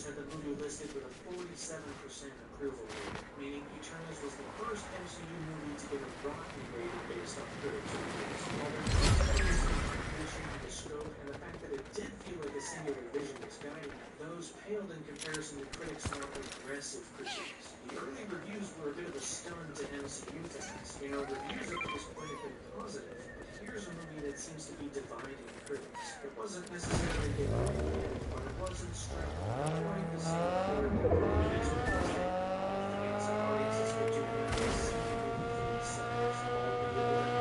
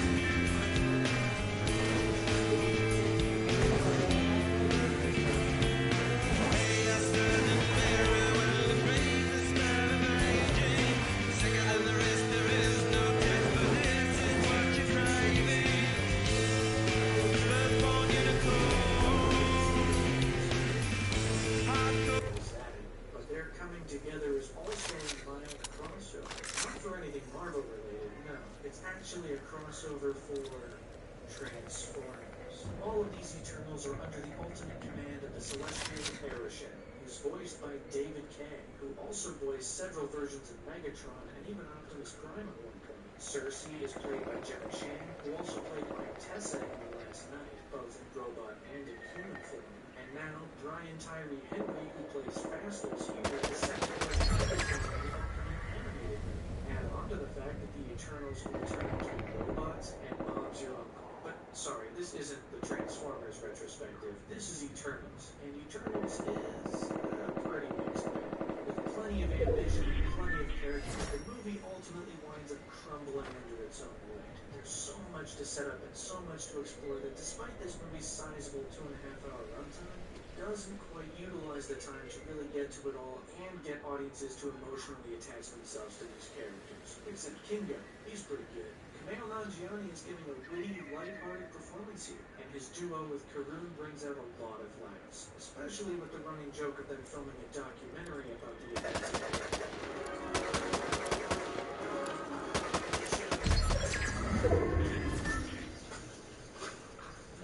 Oh. Did you get that? I did It's so. also made better when Kingo decides to tap out of the movie before the big CGI fest in the finale. He's just like, nah, I'm out, and he leaves for a bit. That's just awesome, honestly. Good for him. But despite his fun presence, most of this movie drags through its 2.5-hour runtime. It's low energy,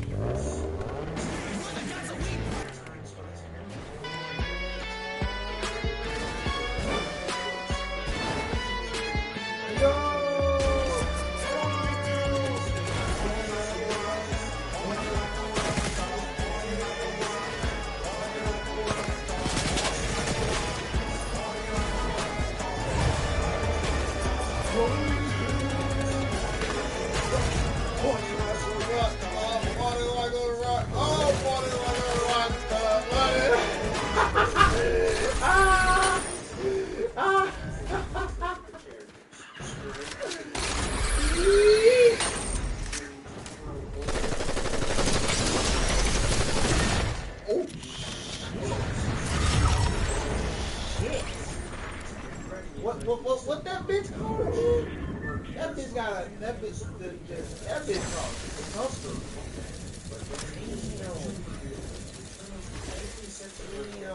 Disrespectful. What that bitch called again? Goes back to that whole bitch.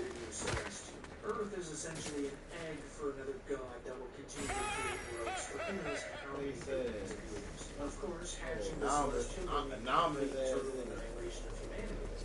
So, it creates What the fucking back call, man? That bitch is a crazy ass man. Cersei, others still believe in the grand design of creation. And the question is raised, is saving humanity worth forfeiting the potential lives of so many other planets and characters? Or have the centuries ignorance turns out to be because he Wait was a the one minute. who Jack died. He was the one who kept the Eternals pitted against the Deviants to delay their attempts to stop the emergence, which also hits hard because that resulted in the death of Gilgamesh, which hits Athena pretty hard. Ultimately, it makes Icarus one of the more interesting parts of the story. There's actual genuine conflict between him and the others, and it creates a really interesting and satisfying final clash, where all of the other Eternals, except Kingo, face him down, resulting in some fun moments.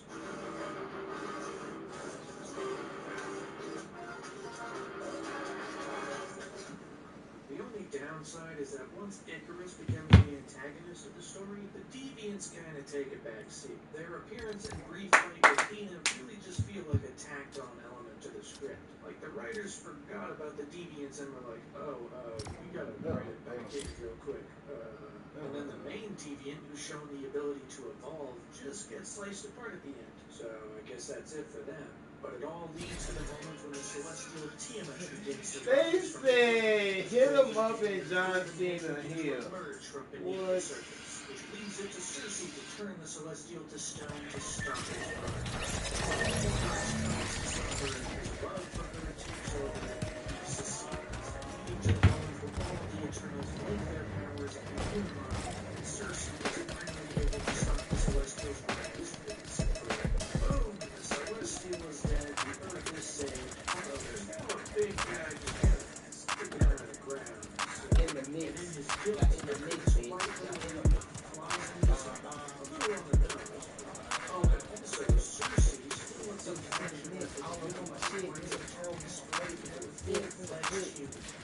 shit up on the bitch like this, I go like here and I go like this. Switching it up, bitch, I'm still in the groove, about to fuck it up. I don't give a fuck about a little bit, but I go back and let me hard shit up.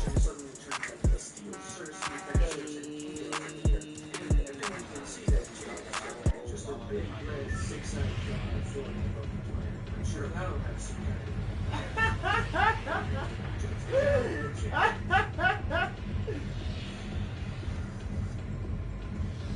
that's the end of the movie. What a wild way to close things out. But like with all things Marvel, it's not quite over because we got 2 end credit scenes. First up, Akari, Julie, and Dina are suddenly joined by new characters Big Control, voiced by Patton Oswalt, and Star Fox, aka Eros, played by Barry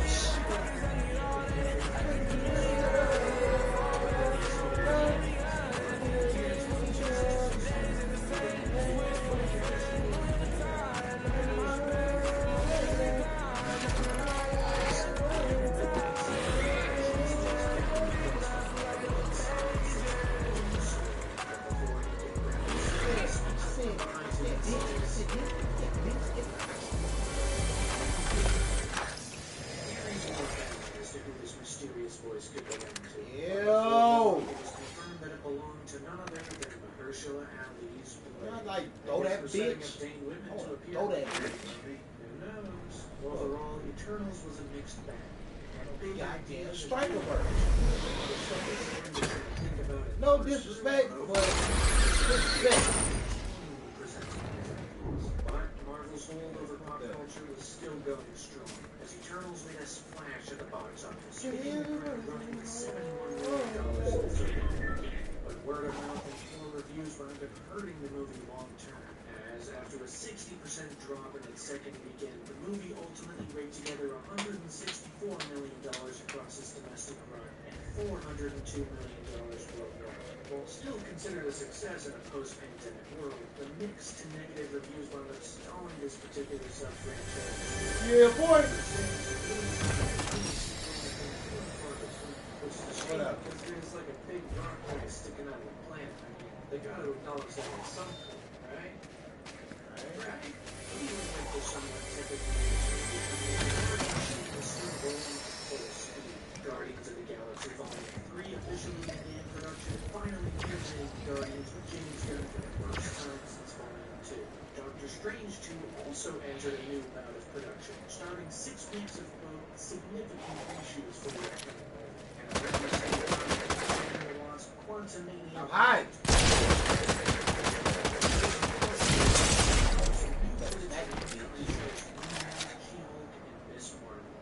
Also announced a couple of new things for Disney Plus.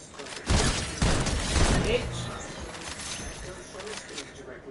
Ain't got a hollow twister, bitch. Give me that shit. And then getting further confirmation from Rogue Season 2. All the while, excitement built and built for the most anticipated movie of the year, Spider-Man No Way Home. Continued rumors and leaks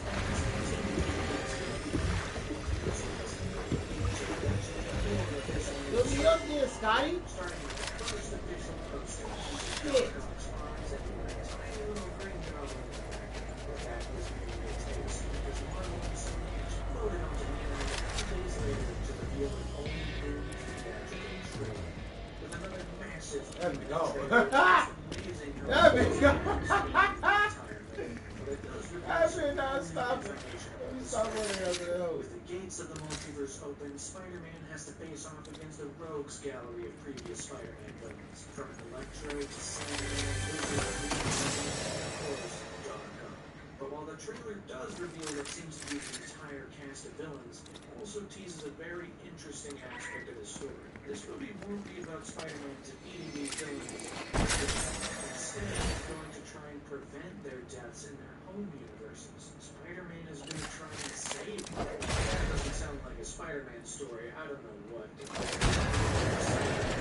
Big spectacle, and you can be assured that this movie is going to tear up the box office when it releases in December. The only thing it doesn't wind up showing, however, is Tobey Maguire and That is so extra. which is probably a good thing. No one is one of the biggest selling points. Kneecap. Yeah. I got a fucking kneecap. Towards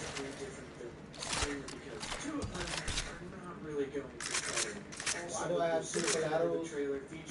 Where's my fucking bell? I just had a fucking bell.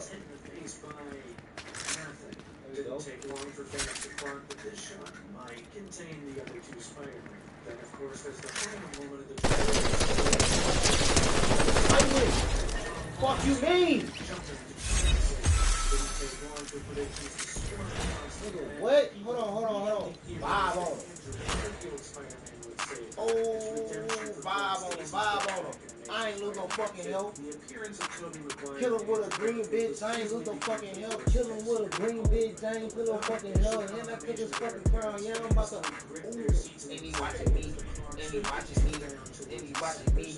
And he watching me. Bitch, you about to watch me smash on your bitch. All them on that shit, bitch, I'm past on your bitch. I don't give a fuck about that nigga. All that shit. Hit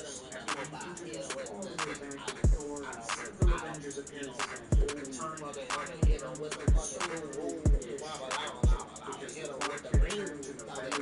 I finished on the team. How you got you got to deal with a green bitch? Bitch, you got to deal with a nigga, I don't know. Best way to describe this show is functional or all of the pieces to make a functional and effective story. Characters are fairly well defined, the motivations are there, there's a decent amount of cause and effect. It's just that the delivery on these things is often clean. Like how in the opening scene, young Kate Bishop watches Hawkeye fight Hey, switch it up on him. It gets the job done. You know how she went from TV, but it's also a little television. That being said, having the information is better than having none. He think I'm gonna leave. He waiting for somebody to kill me, but they ain't happening. Nah. He still watching. He waiting for somebody to kill me. Oh, he calling all his fucking friends. Tell him to pull up on me. Together, the two of them unravel a plot surrounding the Trans Mafia, and the big bad of the whole thing behind the scenes. And it's alright. This is a very middle of the road MCU show. The plot is mostly interesting and moves past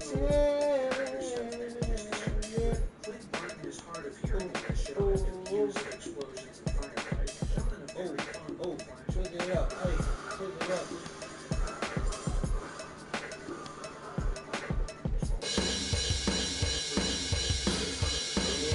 Hold on. Let me find it. Not only a heartfelt scene with good performances, but it also brings Kate Bishop and the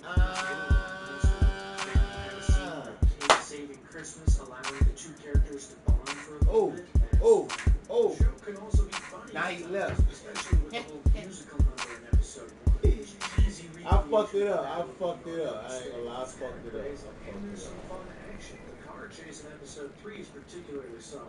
Clint doesn't have his hearing aids, so he can't hear. Kate is playing a guessing game with the trick arrows, tweaks to some nice humor, and some shoddy CGI. And it all comes to a head with a clever combination of arrows to take out the bad guys.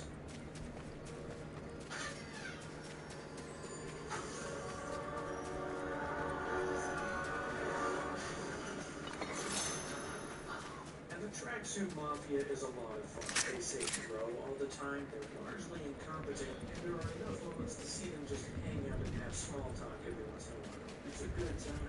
Kate Bishop. Not Kate Bishop. Kate Bishop, this guy, bro. Bishop is not guy. Kate Bishop, this guy, bullshit. Wow. It's only a shame that it's just fun with soldier and those essentially a 6-hour movie split over 6 episodes. It doesn't really work like a TV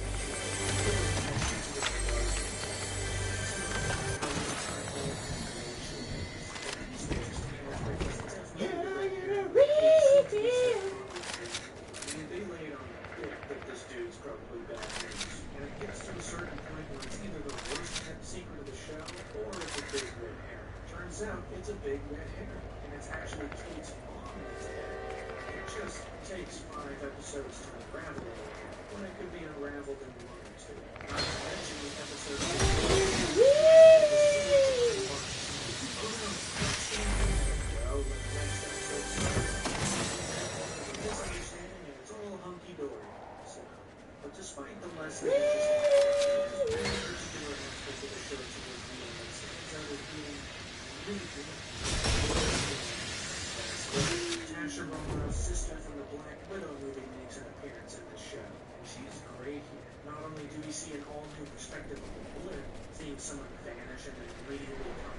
there's also this really great conversation between her and Kate Bishop.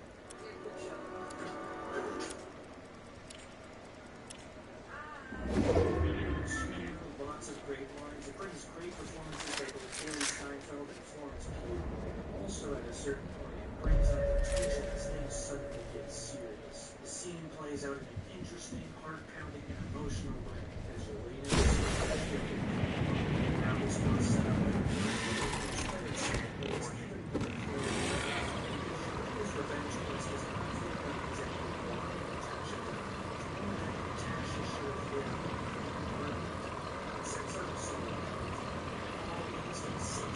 Final episode of this season, which starts with the haphazard reveal of none other than Kingpin, who is revealed with a text message at the end of episode 5. There's no cool camera angle, no stepping into the light. Kingpin is just in a photo and a text message. Alright, but it does mark the first time that the Netflix Marvel universe has crossed over with the main MCU. There are lots of fans of Netflix's Marvel shows, and now, finally, starting with Vincent D'Onofrio's Kingpin, they're going to start making it into the larger MCU. Overall, this finale is, well, it's quite similar to the other MCU's. The character work and setting the stage, the finale is essentially just a big old final battle. And that final battle brings some fun moments. No fucking right. To see Kate and Clint work together, firing trick arrows left and right. There's more use of ping tech, which is fun.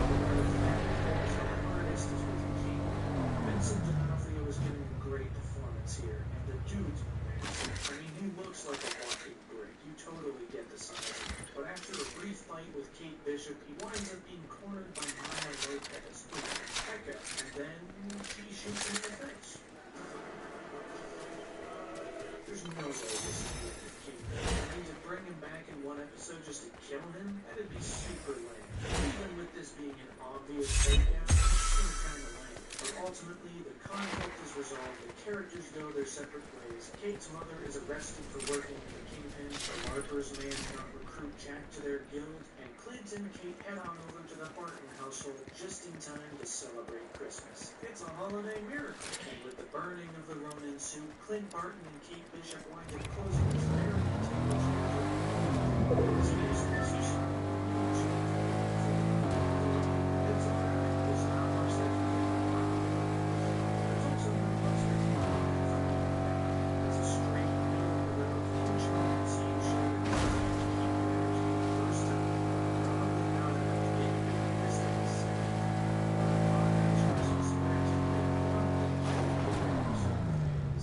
was now December, which means the time had come. Spider-Man No Way Home had finally arrived. Excitement reached the nobody can be retired. Ticket pre-sales were the best they had been for any post-pandemic movie, even rivaling some 2019 movies like Avengers Endgame or Star Wars The Rise of Skywalker. Years of rumors of movies had so much misinformation, disinformation, and trailers made people aware of the Spider-Man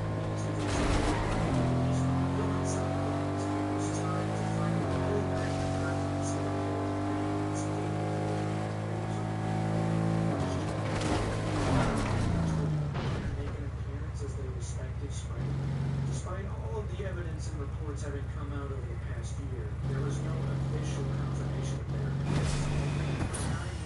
99% sure they were going to show up. There was just 1% of doubt that turned to be excitement until the end.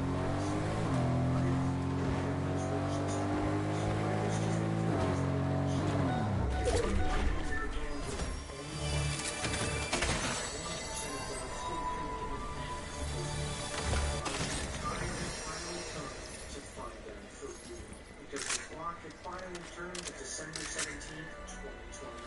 After 2.5 years since his last stint on the big screen, it was now time to re-enter the world of Peter Parker. And we are off to the races. This movie picks up right where Far From Home left off, and boy does it reveal how chaotic everything becomes immediately. Peter Parker's world has just been turned upside down. His identity has been revealed, and the collective eye of the entire world has now been turned towards him, and not as before. With Mysterio's message having been seen across the world, Peter Parker has activated in his world, resulting in an investigation, an interrogation, all that kind of stuff to find the truth. And in all of this, Peter Parker needs a lawyer, which is where none other than Matt Murdock comes into play. Right, Charlie Cox is back as Matt Murdock. While he doesn't have that much of a role, his appearance here generated a lot of excitement. There was no beating around the bush. The Netflix side of I know you lying. Fuck you mean? just enough to be interested in this guy.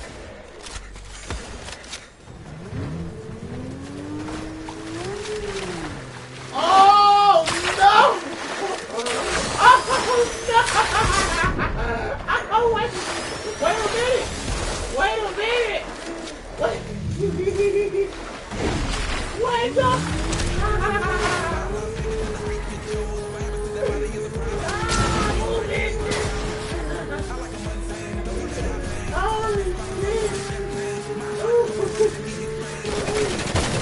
Oh no!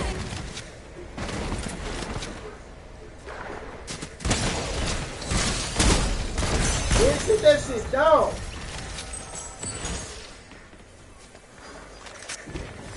Give me right. Give me right.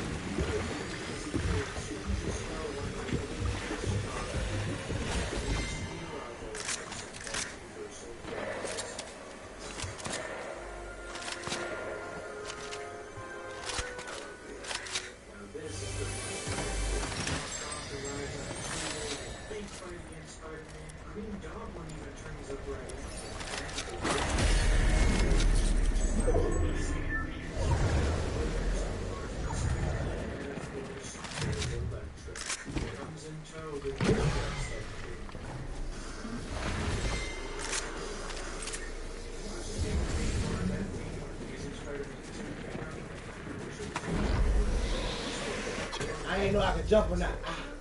Come on. Oh, what type of fucking...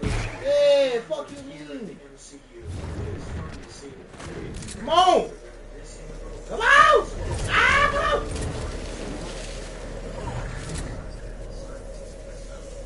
Come on. Come on. Oh.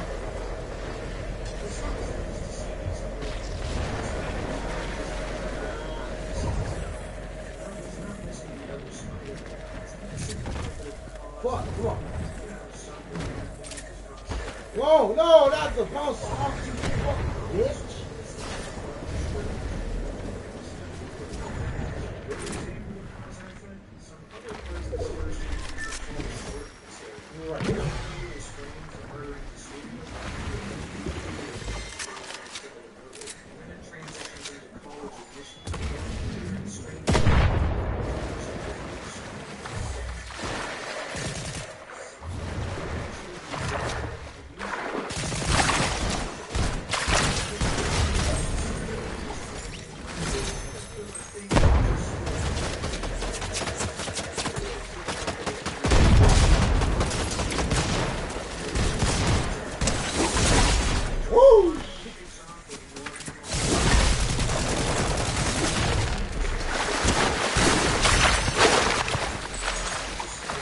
That motherfucking kneecapper, bro. That motherfucking kneecapper.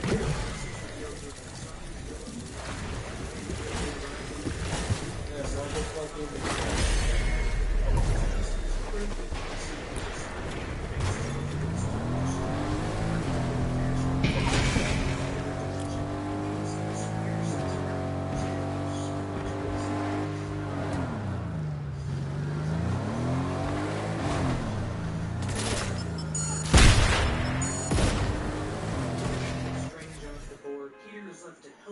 villains as best as he can, which essentially boils down to curing them, which, you know, I'm not in love with the terminology, nor the tech bro kind of solution this thing. The idea works well. And he does. Anakin cures Doc, repairing the inhibitor chip, allowing him to control the legs. Look at that nigga. Look at that nigga. Look at that nigga. I'm a look at that nigga. Man, it is good to see how it's good to see everyone. What the? Nice that Jamie Foxx got another shot at the Electro. Hey, nigga, fuck. Hey, The Lizard and Sandman Thomas Hayden Church and Lisa Graham weren't able to film their song, so instead they're purely CGI, which kind of makes it a bit ugly to look at. I mean, Sandman is a walking puzzle at heart, and the Lizard looks somehow not as good as he did back in 2012. I mean, design aside, the CGI is just not good. But Alfred Woodard and Jamie Foxx, Willem Dafoe, their presence is greatly beneficial, especially seeing Norman Pennant grow close to Peter, even in his brief amount of time. But eventually, everything changes.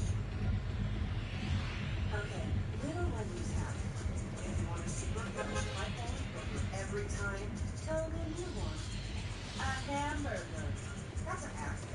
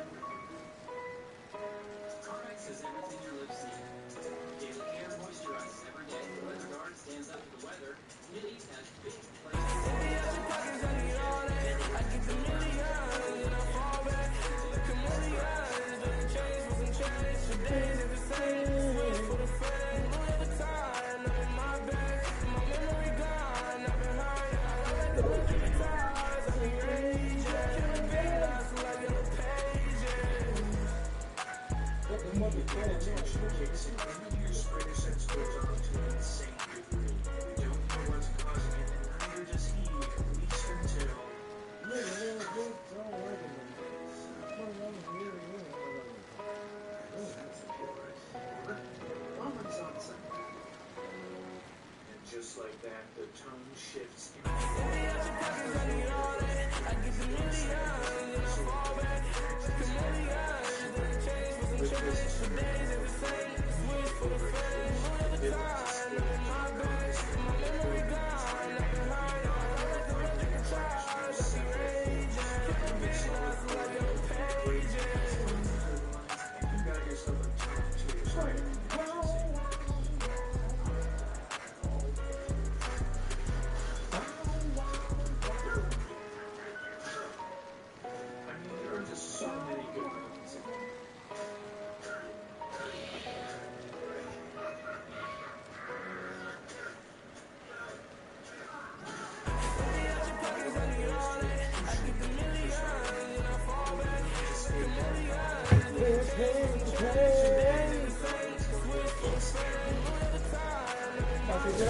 a little better. The emphasis on the impact is really not there. But that's beside the point. Not getting no damn kneecap. Goblin flees the scene. Peter realizes the true impact of this one.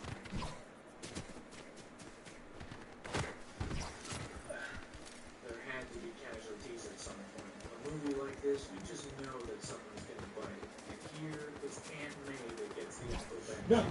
She even says the iconic line.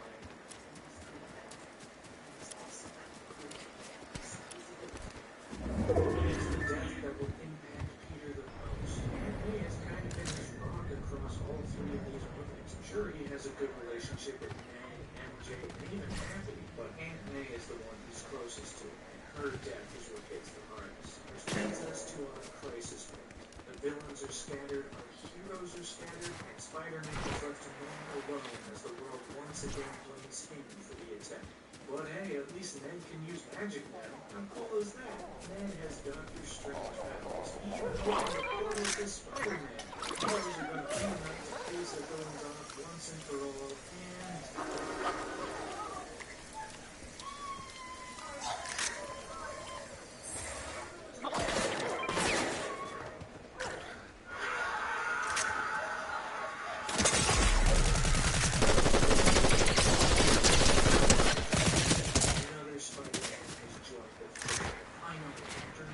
What the nigga that was just shooting at me?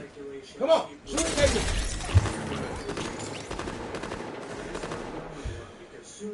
Strike him, brother.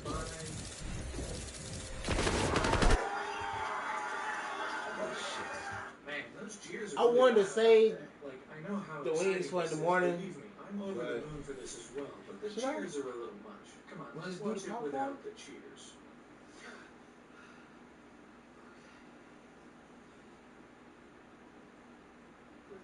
This is so awkward without the cheers. What the? Did they edit the movie with cheers in mind? That's so weird, dude. That is so weird. But here they are. Tobey Maguire and Andrew Garfield are in the building. They unite with Tom Holland's Peter Parker and together to cure the villains once and for all. And for the next hour, this movie is nothing but ice cream. Cinematic ice cream. I mean, we have character interactions, we have jokes. There's an entire scene that has no plot development. It's just these three Spider-Men talking. I'd rather not talk about this. No, I don't want to tease you.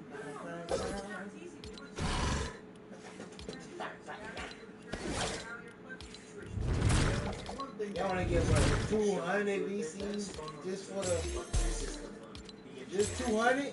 Okay, 3. Okay. Yes, it's all nostalgia pandering, but it's nostalgia pandering to my generation specifically. And I'm not above being pandered to. You want to pander to me? I'll take it. I'll eat that up. What's up, brother? Sure, it's not healthy or fulfilling in the long run, but damn does it taste good. I grew up with these movies. I grew up on Tobey Maguire's Spider-Man. Spider-Man 2 was the movie when I was a kid. It was the biggest thing. And while I don't really care for the 2 Amazing Spider-Man movies, I do like Andrew Garfield as Spider-Man. And it kind of feels like this is the first time where he really gets to show off how good he can be as this character. While his 2 movies had their moments, this is where it all comes together. The ice cream doesn't stop there, though, because eventually the action begins at the Statue of Liberty as all of the villains finally converge. And it'd be one thing if the Spideys just fought them for a bit and that was the end of it. But this film... First, the 3 of them cannot work together at all. They're all used to flying solo and crashing into their own webs and not communicating, but then, after a quick powwow with some fun moments and good dialogue, all 3 of them finally swing into action as one unified crew. The moment is entirely earned within this movie, and it's one of the many reasons this movie received 15 consecutive cheering moments on opening weekend. This is the kind of stuff that utilizes the premise so well. It's kind of bizarre that it's happening at all.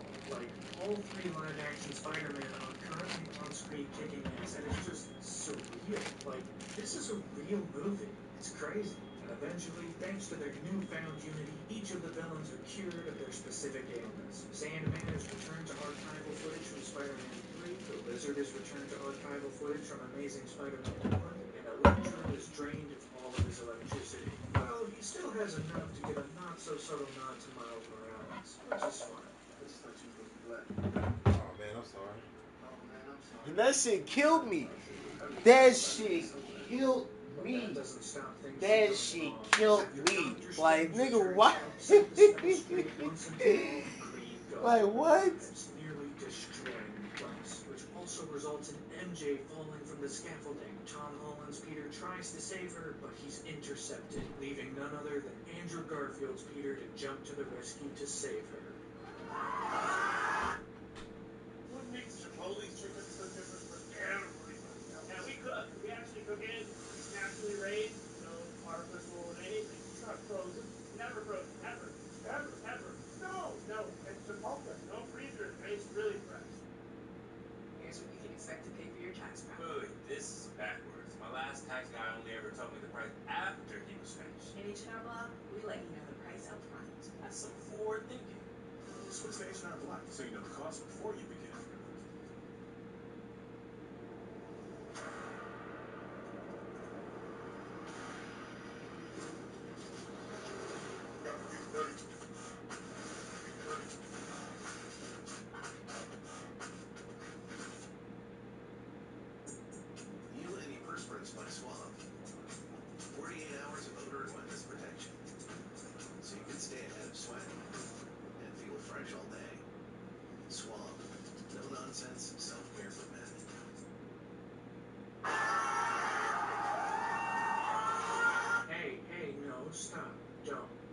cheering. You've done enough cheering, alright? Just let the scene play out. Are you okay? Yeah, I'm okay. Are you okay? Of all of the flaws with the two Amazing Spider-Man movies, Gwen Stacy's death was one of the better done scenes. It hits the right emotional beat, it carries a strong performance, it's shot pretty well, the music sells it. While the movie surrounding that scene kinda sucks, that scene works. And now, 7 years later, in a different franchise technically, that Peter Parker finally gets to redeem himself by saving MJ from a very similar fate. It's a moment that doesn't make a lick of sense if you aren't in the know about Spider-Man on the big screen. But since so many people are in the know, it plays like gangbusters. He did it. Peter Parker saved the day. But then it all builds to the final confrontation between Tom Holland's Spider-Man and Willem Dafoe's Green Goblin. Poor Peter. Too weak to set me home to die. I just want to kill you myself. Attaboy.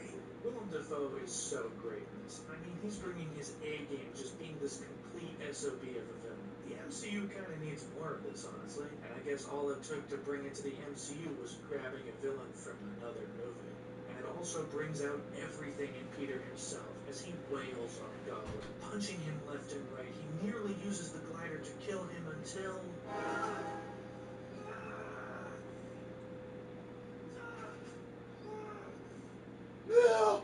And then, with the help of Andrew Garfield's Spider-Man, Peter is finally able to cure the Green Goblin.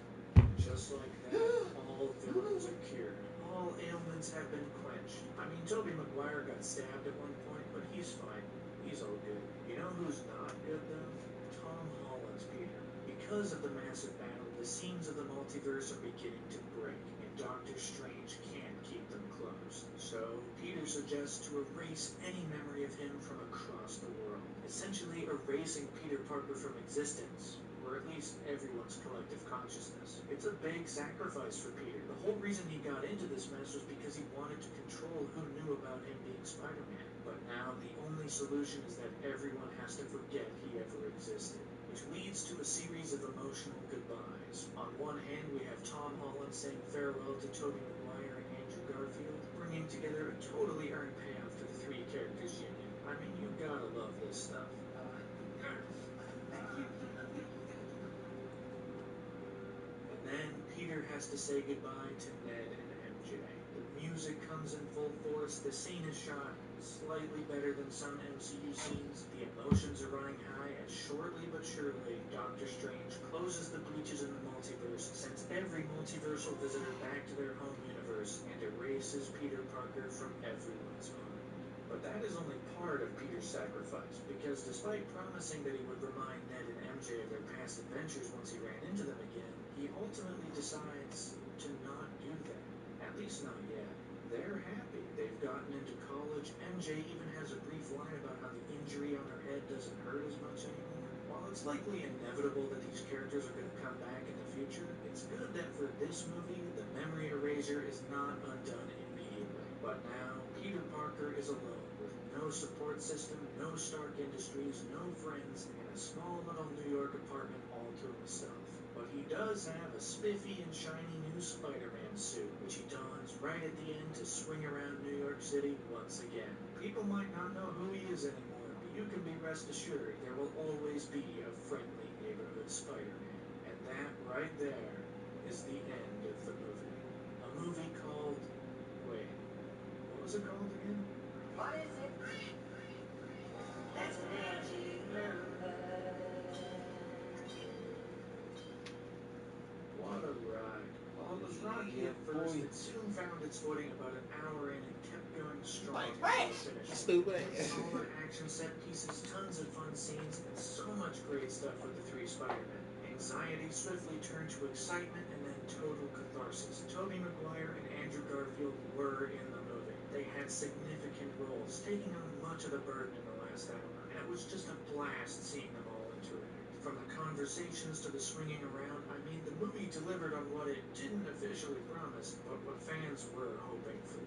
It all ultimately came together for a satisfying and fun celebration of 20 years of Spider-Man on the big screen. not perfect, it works way better than it has any right to. But we do have some post-credit scenes. First up, we have Tom Hardy's Venom in a bar. That's right, he did show up at the end of his second movie. And now he's trying to read up on the entire history of the MCU until he's suddenly sent back to his universe. So I guess that crossover kind of amounted to nothing. But he did leave behind a tiny little bit of symbiote, meaning the MCU might get its very own Venom sometime in the not-too-distant future. I guess we'll have to wait to find out. But the real blockbuster comes at the end of the credits, as the movie featuring Tobey Maguire's Spider-Man ends with a trailer for a Sam Raimi movie. That's right, we get a full 2-minute trailer for Doctor Strange and the Multiverse of Madness. A scene instead of a trailer, but we got a trailer showing off crazy alternate worlds and different locations. This trailer shows Doctor Strange teaming up with Wanda Maximoff to take on some kind of multiversal threat. But as revealed by Mordo, the multiversal threat might just be Doctor Strange himself.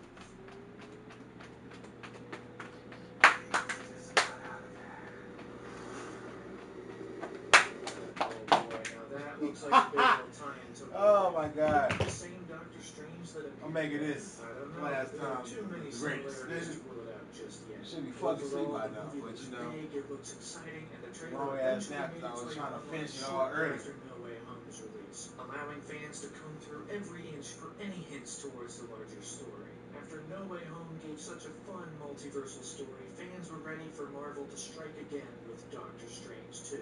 Until then, fans were able to reel in the immense success of No Way Home. The movie kicked off with not just the biggest opening weekend of the pandemic, but one of the biggest opening weekends of all time, raking in an astonishing $260 million in its first 3 days. But it didn't stop there, because across its run, No Way Home took in a whopping $804 million domestically and $1.9 billion worldwide. No other movie since the start of the pandemic even came close. The power of 3 Spider-Men hitting the big screen managed to light up movie theaters for weeks on end. People weren't just watching it once, they were re-watching it to see all of the multiversal craziness, to see the 3 Spider-Men interact. It was huge. The excitement for most had paid off. No Way Home was a success. But now came the very awkward period of time. I mean, after spending so much time obsessing over this movie, what are fans gonna do now that it's out? I mean, I kinda didn't expect to get this far. Or at least, I didn't think about what to do once I got this far. But time marches forward regardless, so let's march forward with it, shall we? 2022 got off to a slow start, at least relative to Marvel standards. I mean, the last year had seen 5 Disney Plus shows and 4 movies. It was by far the most densely packed year for the MCU yet, and thankfully 2022 wasn't going to be quite as jam-packed. Despite that, it was still going to be a big year, because while there would be a bit of time to breathe after No Way Home, there wouldn't be much, as eyes inevitably began to turn to the next show to hit Disney Plus, Moon Knight. It all kicked off on January 17th with the first trailer, showing off Oscar Isaac as the very British Stephen Grant, who's apparently been having some trouble sleeping. As it turns out, there's more than one person occupying this body, which entangles Stephen into a big old superhero web that will take him on a big 6-episode adventure. Because not only are there multiple people in his head, but the end of the trailer reveals that there's even more to him than he initially thought. Something a bit more supernatural. Is this for real? It is for real, yes. Nothing is frozen. Everything is made fresh every day. If you see an open kitchen, you gotta trust the food. It's as real as it gets. What you see is what you get. Exactly.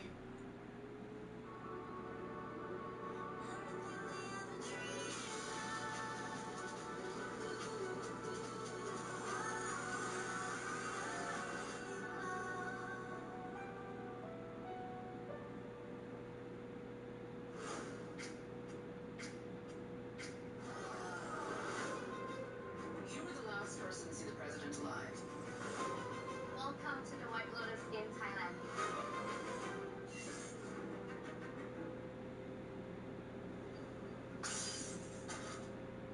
Squirt face. Tarmax Lip Care sure has it all. Daily moisturizing, You betcha. Weather protection? Definitely. Big flavors in many tubes? Aren't they fun? What about new 12-hour advanced repair? We said we had it all, right? Carmex does the job.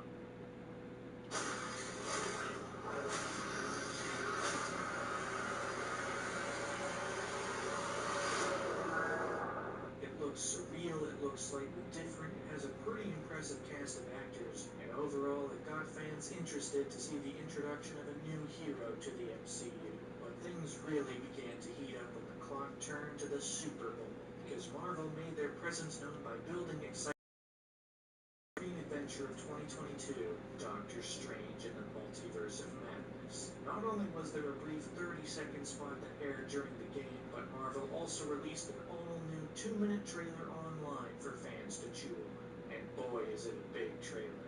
Across 2 minutes, this trailer pulls out all the stops. It has a bit of a darker tone, it sees some crazy action, some more creative camera work thanks to this movie's director Sam Raimi, but it also expands quite a bit on the story, and perhaps most significantly, it shows off just how crazy the multiverse is gonna be. I mean, we have alternate versions of Doctor Strange, there's some kind of zombie Strange here at the end, maybe tying into the What If show.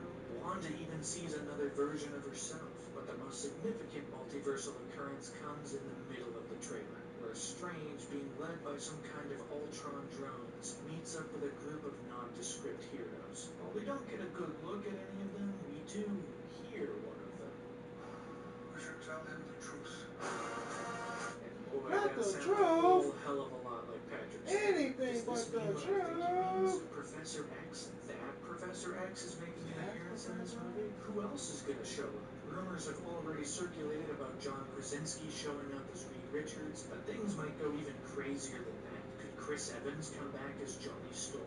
Could any other member of the X-Men or Fantastic Four make a return? Will this be the introduction of the X-Men and Fantastic Four into the MCU? The new poster also carried some interesting little details. Specifically, right over here, it looks like the shield for none other than Captain Carter. Could she make a live-action appearance after her debut in What If? The 30-second spot also brought along some new hints, like another version of Doctor Strange and potentially a zombified Wanda Maximoff. And then, separate from the trailers, outside rumors began to spill in. Could Tom Cruise show up as a variant of Iron Man? That would be absolutely nuts if it happened. I mean, what this trailer showed above all else was that the potential of the multiverse could be unlimited, and fans soon marked their calendars for when they'd finally be able to see that potential utilized when Doctor Strange's second adventure hit the big screen. But that wasn't all Marvel brought for the Super Bowl, because Moon Knight also got a 30-second showcase, showing off more action and more surreal, mind-bending trickery regarding Stephen and Mark's control of the same body. Overall, it was a big day for the MCU, showcasing both old and new in exciting ways, giving fans a lot to chew on in the following weeks. And the trailer fever only continued from here, because once the clock turned to March, Marvel continued to build excitement for their 2022 slate with the first trailer for Miss Marvel. Across nearly 2 minutes, this trailer showed off a far more lighthearted and easygoing tone for this next 6-episode series, introducing audiences to Kamala Khan.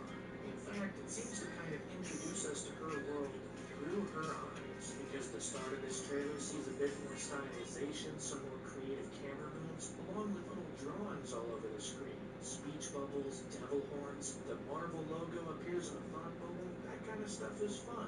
But the reception to this trailer was not flawless, mainly because this trailer confirmed what many fans had feared. The MCU was going to change Kamala's powers. In the comics, and even the Marvel's Avengers video game, Kamala Khan has stretchy and expanding powers. You know, a bit of Reed Richards crossed with making her hands look really big, all of which stemmed from the fact that Kamala is an Inhuman. Yeah, the same Inhumans that had that much maligned IMAX show back in 2017. But here, the origins seem explicitly tied to Kamala's family heritage, completely ignoring the Inhuman side of things. And the powers looked a lot more crystalline and less Stretch Armstrong-y. Maybe it was a change to make the show better, or maybe it was an unnecessary change considering that Marvel has been more faithful to other characters in the past. Or maybe they're just scared to re-dig up the Inhuman stuff. Either way, the Miss Marvel trailer was out, it got some attention online, both positive and negative, and and set its release for June 8th, 2022. But before she could make her live-action debut, MCU fans would soon turn to the next project on the horizon, Moon Knight, because the clock had now turned to March 30th, 2022. It was now time to pop open Disney Plus and witness the introduction of the MCU's latest new hero.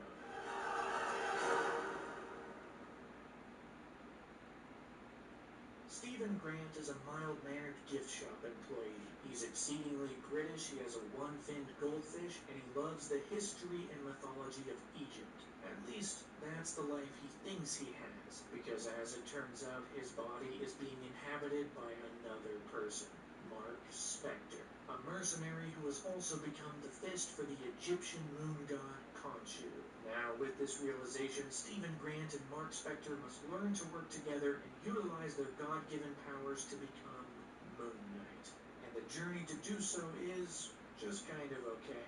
Despite the fact that this is the first Disney Plus show to tackle a new title character, it more or less falls into the same pros and cons of all of the other MCU Disney Plus shows. You have some really good performances, some cool moments, but the whole thing is also too long and the pacing is pretty slow and sometimes a bit tedious, especially if you're watching it in one big go.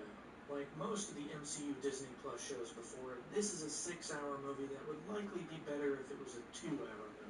Doesn't even have to be a theatrical movie, but cutting it down would make it snappier, more brisk, it would cut down on some of the superfluous aspects, and overall just make the whole thing better. But in the world we live in, Moon Knight is a 6-episode limited series, one that, even with those cons, it still has a fair amount of pros. Most specifically, Oscar Isaac is great in this. He plays both of his characters really, really well. You're able to understand the differences between them, even beyond Stephen's British accent. You know, the two of them carry themselves differently, they interact with things differently, they engage with other characters, specifically Layla, Mark's wife, very differently. Mark is elusive and often secretive, while Stephen can't help but be honest and will say virtually anything if it's a true statement. And then you have the moments where they switch. While a lot of those moments follow only one perspective as you see them blip in and out of consciousness, there are other moments where you see the change right before your eyes, and it's all performance. It's great.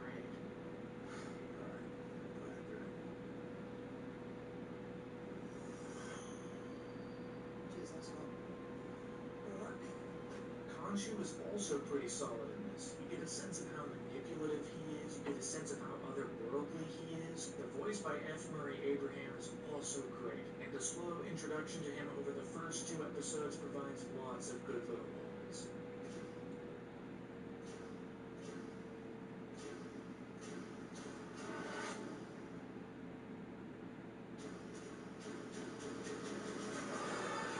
Ethan Hawke is also pretty solid in this. He's also introduced by putting shattered glass into his shoes and putting his bare feet into them, so, you know, there's that. The downside to all of this, though, is that there isn't a whole heck of a lot of Moon Knight. The moments where Mark or Stephen suit up as the title hero are few and far between. I mean, I understand the impulse to go with this more character-focused story and seeing the dynamic between Mark and Stephen, but the action could also be part of that. Because when Moon Knight does come out, those moments are pretty cool, especially the big fight at the end of episode 2. That's quite a bit of fun. But what the show doesn't have in action, it makes up for with absurdity.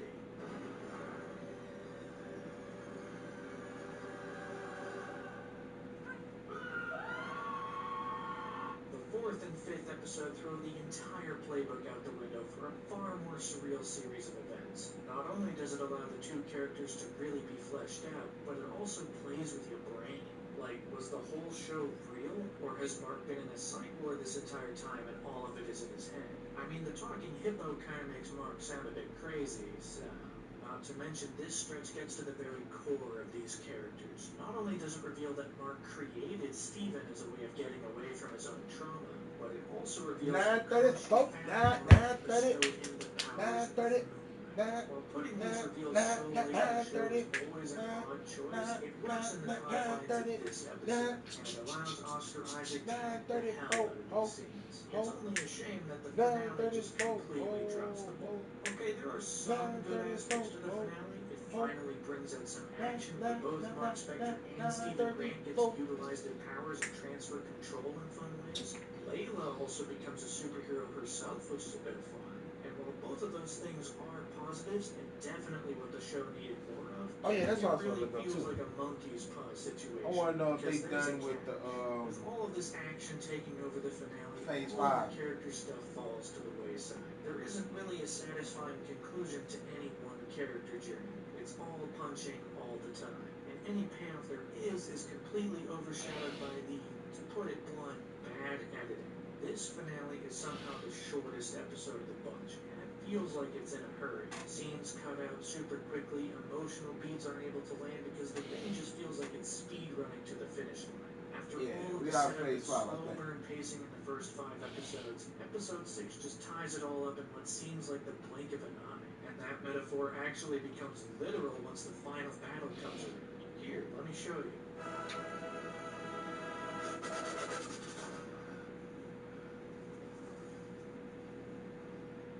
Yep, that's it. We blink and the whole thing is over. I mean, I get the idea, but the execution just takes the air out of the entire finale. But the show ends in success. The villains have been defeated, Mark and Steven are freed from Khonshu, and they are now able to live out their lives. Actually, not really, because once it cuts to the post-credit scene, it's revealed that Okay, Mark so the and last Steven are not the film only in ones inhabiting phase this 5 world. In fact, is gonna be Khonshu Thunderbolts, lied to them which both. is next Turns in May. out Khonshu's most valuable asset is the third personality, Jake Dope. Lockley, setting the Fuck with stage that. for Moon Knight to return either in May season 2nd, 2 or a Thunderbolts. Last crossover film movie in down phase the 5. line. And there you have it. That's Moon Knight. And While it had Ironheart interesting gonna ideas release and a really good performance at its center, in the story June, doesn't so quite come together by the end. And reviews largely I wish followed the same Ironheart would sentiment. release There were before some positive Thunderbolts, but it's reviews, all some good. Fuck more negative, making this overall a fairly middle-of-the-road MCU venture. Yeah, But Daredevil perhaps most released this damning of week, all is so the sinking feeling I you're got almost from at the watching end, it. y'all. Because the longer it went on, I Got slowly one show began to left, what, 2 realize shows left? I didn't watch this show And because one movie I left. wanted to. I watched it because Let's get I it. had to. Let me This see, wasn't a you got fun any event shorts? that I was Any waiting to be shorts? part of. This was an obligation, an appointment I made to keep up with the larger MCU. And while some parts of the journey were solid, I can't say the whole venture was entirely worth it. I think, more than anything, I'm a little tired.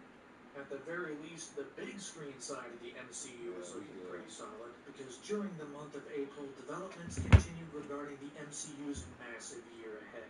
Specifically, things started heating up regarding the second MCU movie of 2022, Thor: Love and Thunder. Having been announced all the way back at Comic-Con 2019, anticipation for this one was already sky high. Elimination Chamber winner? Rare Fuck you fourth mean, entry bitch? into an MCU franchise. What you mean, I mean, most bitch? everything else is capped out at 3 movies, or Bitch. just hasn't gotten to 3 yet. But Thor's getting 4. And fans were growing increasingly antsy over the early months of 2022 because there was no trailer for the new movie. Despite being set for release in July, only 3 months away, there was no trailer. The press tour had started with Chris Hemsworth, Tessa Thompson, and Taika Waititi confirmed to be doing interviews, but still no trailer. That was until April 18th, 2022, where finally, just before the release of Doctor Strange 2, Marvel Studios finally released Thor 4's official trailer.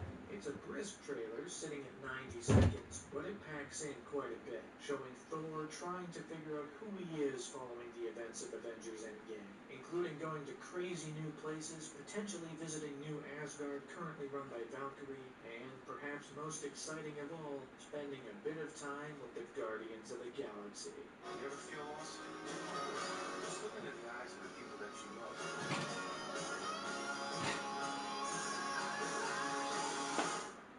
Not me. What? Just listening. But then the trailer brings out one final reveal. After making the promise of her appearance back in 2019, this trailer brings the first official look at Natalie Portman as the mighty Thor. She's even wielding a reforged Mjolnir. How cool is that? Excitement for Love and Thunder skyrocketed with this trailer. It didn't show any plot hints, just cool images and some fun humor. If Thor Ragnarok was anything to go by, this movie was going to bring about yet another solid Thor adventure. Meanwhile, the future of Phase 4 got a bit of a shakeup as two of 2023's MCU films swapped release dates. Originally, Captain Marvel 2, or The Marvels, was set for February 2023, and Ant-Man and the Wasp: Quantumania was set for July 2023. But seeing as Ant-Man had already wrapped and The Marvels was still in the middle of production, the two release dates wound up being swapped. Ant-Man 3 was set for February 2023, and The Marvels was set for July 2023. Man, I wanted the Marvel to be on my birthday, boy. Set for May 2023. Oh, it's so perfect. A bit, which is a good thing. That movie's been delayed far too long. But before any of that can happen, Marvel was set to begin its 2022 slate of movies, because it was now time for the release of Doctor Strange and the Multiverse of Madness. After the multiversal craziness that was in No Way Home, fans' excitement was reaching a fever pitch for a movie that promised to dive headfirst into multiversal possibilities. With so many rumors, fan theories, and supposed leaked images, it was no secret that fans were expecting a deep dive into alternate universes. Hell, I even saw a rumor that the multiversal shenanigans would get so crazy that Optimus Prime would make an appearance, which, admittedly, would make the movie an instant 10 out of 10. But perhaps the expectation that this movie would be that crazy was misplaced, because just before the release of the movie, Kevin Feige would later admit that too much was shown in the trailers, meaning the trailers might have already revealed some of the biggest twists, like the potential appearance of Professor X. You know, maybe that was it. Couple that with the fact that the movie was only going to be 2 hours long, the message was being sent out that this movie might not be as crazy as some people were suspecting. Despite that, excitement for Doctor Strange 2 was gonna be like an hour 30? Hell no. 5 months since No Way Home Don't believe it. box office, Marvel Don't was believe hoping it. to strike twice. Because still a 2025 movie, you know it starts phase 6, fuck that. 2022. Where, after 6 years since his first solo adventure, Doctor Strange was back on the big screen to go absolutely mad in the multiverse.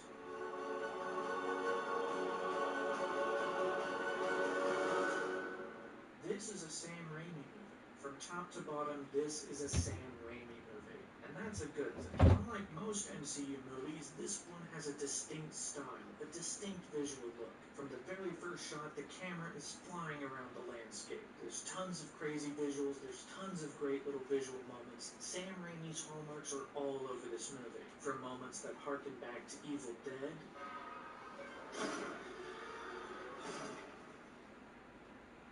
Panera's packed with flavor bagel just got stacked with even more for just $7.99. Meet our new Asiago bagel stacks. Choose from the chicken Roma with grilled chicken and green goddess dressing, the spicy steak or sesame chicken. Only $7.99 each, and only at Panera for a limited time. Now one time. How Fuck. far would you go to set your home ambiance? Try Airwick's Essential Mist Diffuser. It's perfectly portable and glows with a fragrant mist. Transform your space with Airwick Essential Mist. It's time for Price Shop and Price More Nissan. Our lowest prices, our best selection. Price More Nissan wants to help you.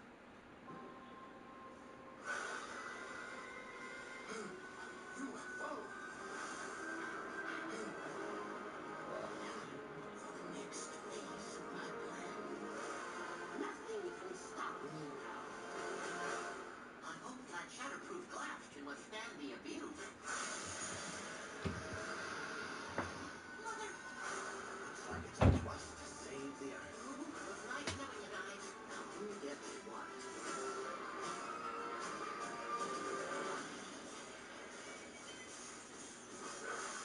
Situation is under control. There's no way we can screw this up.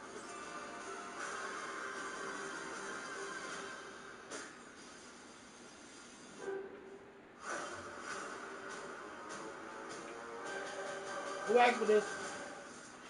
Boy, that almost blew up in our... Who asked for this? And the release this year.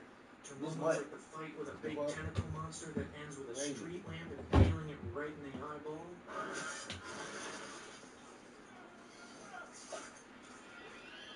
There's even a Bruce Campbell cameo as Pizza Papa, which results in Doctor Strange causing him to punch himself in the face. So that's fun. A couple of good scores, some solid performances from all of the main cast, some brisk editing, and you have yourself a very fast, very energetic superhero movie. It's just a shame that the script falls a bit short in a few areas. This movie sees Doctor Strange united with America Chavez, who has the ability to open portals to different universes. Only she can't control it. But that doesn't stop her power from being sought after by this movie's main villain, Scarlet Witch. That's right, Wanda Maximoff is the big bad this time around, which is rather sudden. On one hand, it's respectable that the movie doesn't play coy with whose side she's on for very long. Like, it reveals in her first scene that she's after America Chavez, and it reveals why. You know, she wants to see her kids again. But on the other hand, this turn to villainy was not properly set up. And I think a lot of that might actually fall on the onus of WandaVision. In that show, she was already doing some pretty villainous things like brainwashing an entire town. The problem is the show never really followed through on any of those ideas. Wanda felt bad about it ultimately, and one of the people under her spell, Monica Rambeau, decided to forgive her because They'll never know what you sacrificed for them.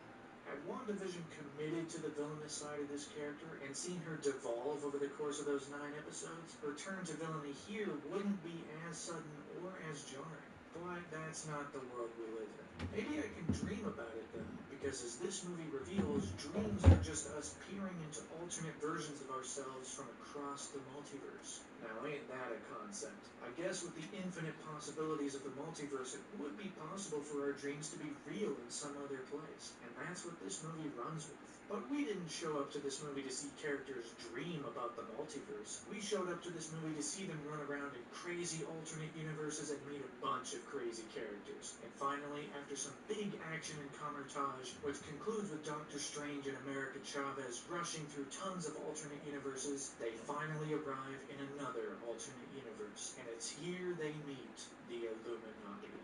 The Illuminati? The Illuminati. Have you never heard of the Illuminati? Not even like the comic book concept. I mean like the triangle with the eye in it. You've never heard of that? Huh. Weird. The Illuminati? The Illuminati here are essentially this universe's Avengers. And boy, do they have some crazy characters. You have Maria Rambeau as Captain Marvel. You have What If's Captain Carter, which is fun. John Krasinski shows up as Reed Richards. Now that's crazy. After all of the insane fan theories about his appearance during WandaVision, he had finally shown up. And then there's Black Bolt? Wait a second, they brought back Anson Mount as Black Bolt from the Inhumans TV show? Now that rules. That's actually awesome. Despite how malign that show is, they brought him back, even in a small capacity, to portray Black Bolt once more. That's great. And last but not least, there's Professor X, played once again by Sir Patrick Stewart. Not only is he introduced via the 1997 X-Men cartoon theme, but he also does a callback to X-Men Days of Future Past with this line.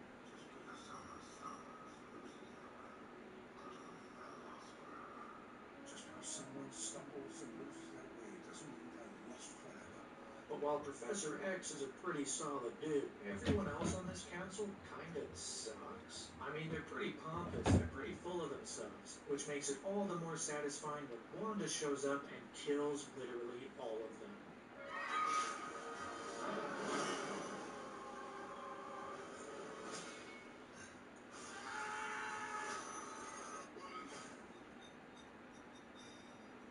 Yep, every single one of them dies, and it might just be the most fun sequence of the movie. I mean, we have an alternate universe's Avengers, essentially. We get to see variations on the one characters return. we know, some characters from other Two can franchises, possibly and return. Sam Raimi Well, gets another that one could book possibly and is return, murdering so. every single one of them. But it's not long Who after knows? this scene wraps up that you start to realize that that's it.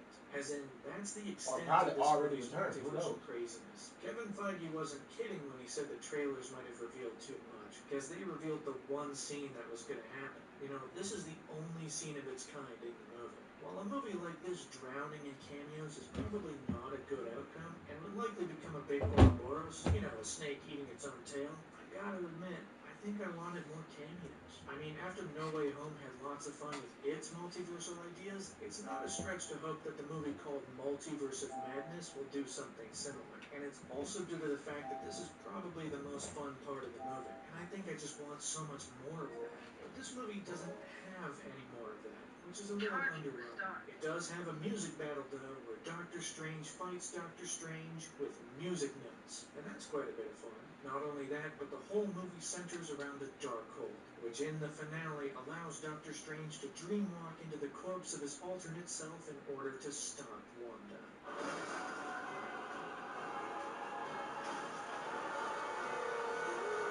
I mean, that's just a crazy concept. He fights demons a bit too, Rachel McAdams gets to have a bit of fun with some action, and there are some insane lines. This time it's gonna take more than killing me to cure me.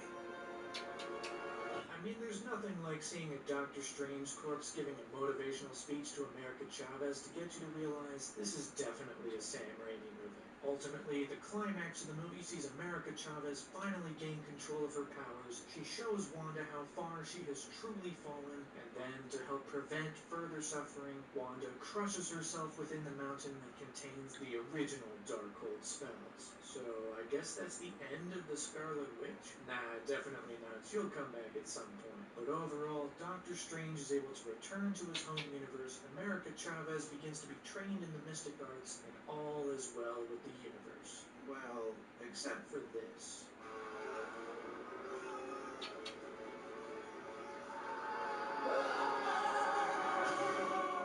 Yep, using the Darkhold to dreamwalks into a corpse seems to have had some long-term consequences. Doctor Strange has just opened his third eye and is ready to head on out into the future, whatever that may be. First post-credit scene alludes to that, as Doctor Strange is suddenly stopped by Charlize Theron, who opens a portal and says that there's an incursion that's happened. So now the two of them have to team up to do something.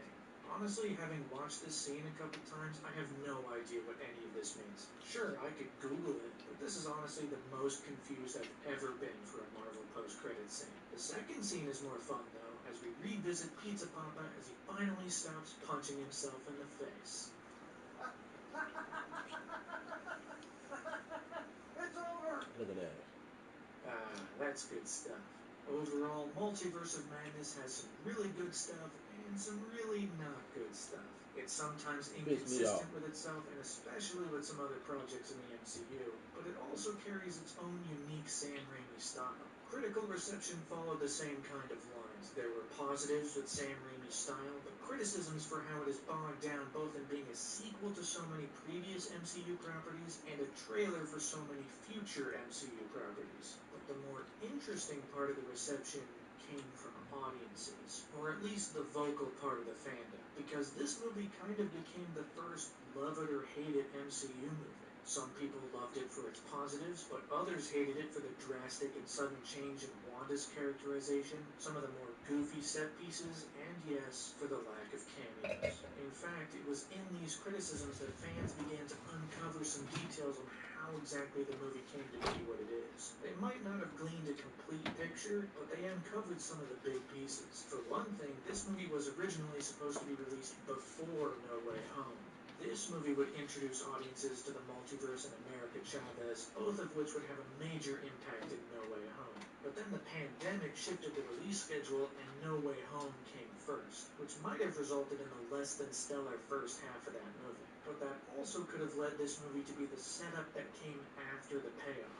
No Way Home was the big explosion, and this movie wasn't. So, over the course of production, things changed quite a bit. There was a heavily publicized period of reshooting towards the end of 2021, which many said was rather significant, even for a Marvel movie, and with other reports saying these reshoots were meant to bring in more multiversal craziness, it isn't a stretch to assume that the reshoots added the Illuminati. It's the one big section of the movie that goes into cameo territory, and none of these characters are mentioned before or after this scene. It's also a bit more apparent on rewatch that this scene feels just a bit different than everything else. The rest of this movie is Sam Raimi's, but this part is an MCU movie. All of these factors combined led to the movie we ultimately got. A movie that was greatly disappointing to a whole host of fans, and that was reflected in the box office. The movie started huge, opening with a whopping $187 million in its first 3 days. No doubt thanks to the immense amount of excitement and goodwill coming from No Way Home. But the second weekend told a different story, as the movie swiftly dropped a whopping 67% in its second weekend. And following that, the movie went on to rake in a grand total of $411 million domestically and $955 million worldwide. While those numbers are definitely nothing to sneeze at, the 67% drop for the second weekend was pretty startling. So much attention had been given to the movie prior to its release, but once people saw it, they didn't stick around as much as they did for some other MCU entries. It was far from a failure, but it was a chink in the armor. Going With for so much excitement having gone in, some fans couldn't help but be disappointed coming out.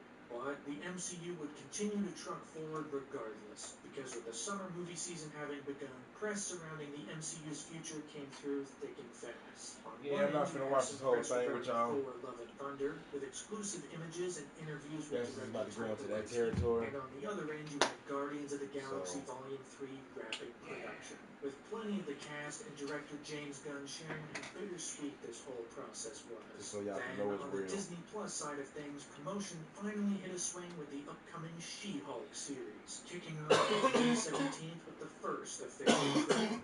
Across nearly 2 minutes, this trailer introduces us to Jennifer Walters, cousin of Bruce Banner. And like her cousin, she has also become a Hulk. A big green giantess who can punch and kick like the best of them, and also do lawyer stuff. Promising to show off a new corner of the MCU, reveal some new characters, tell a comedy story, this trailer was pretty well received by fans. Wait, what? It wasn't well received by fans? Oh no, it was not. While there were definitely some people who thought this looked like it could be fun, there were also plenty of very loud people who thought this could be the worst MCU project yet. Some of those criticisms were entirely based on the fact that this was She-Hulk, you know, a woman, so the people saying that you can ignore. But some of the more justified criticisms were directed towards the clearly unfinished CGI. Making a fully CGI giant green person is no easy feat. Despite that, Marvel's done a pretty good job making the big green guy look pretty good. But here, this CGI is clearly unfinished, if not railroaded by the fact that this is a Disney Plus show and not a big blockbuster movie. Regardless of the reason, it drew a lot of criticism, and the She-Hulk trailer quickly garnered a massive amount of dislikes on YouTube. Way more than most previous MCU trailers. Some of it was genuine, and some of it was not genuine. Regardless, those who were positive about the trailer soon marked their calendars for August 2022. Not just to see the introduction of this new character, but also the return of Tim Roth as Emil Blonsky, and potentially Charlie Cox as Matt Murdock?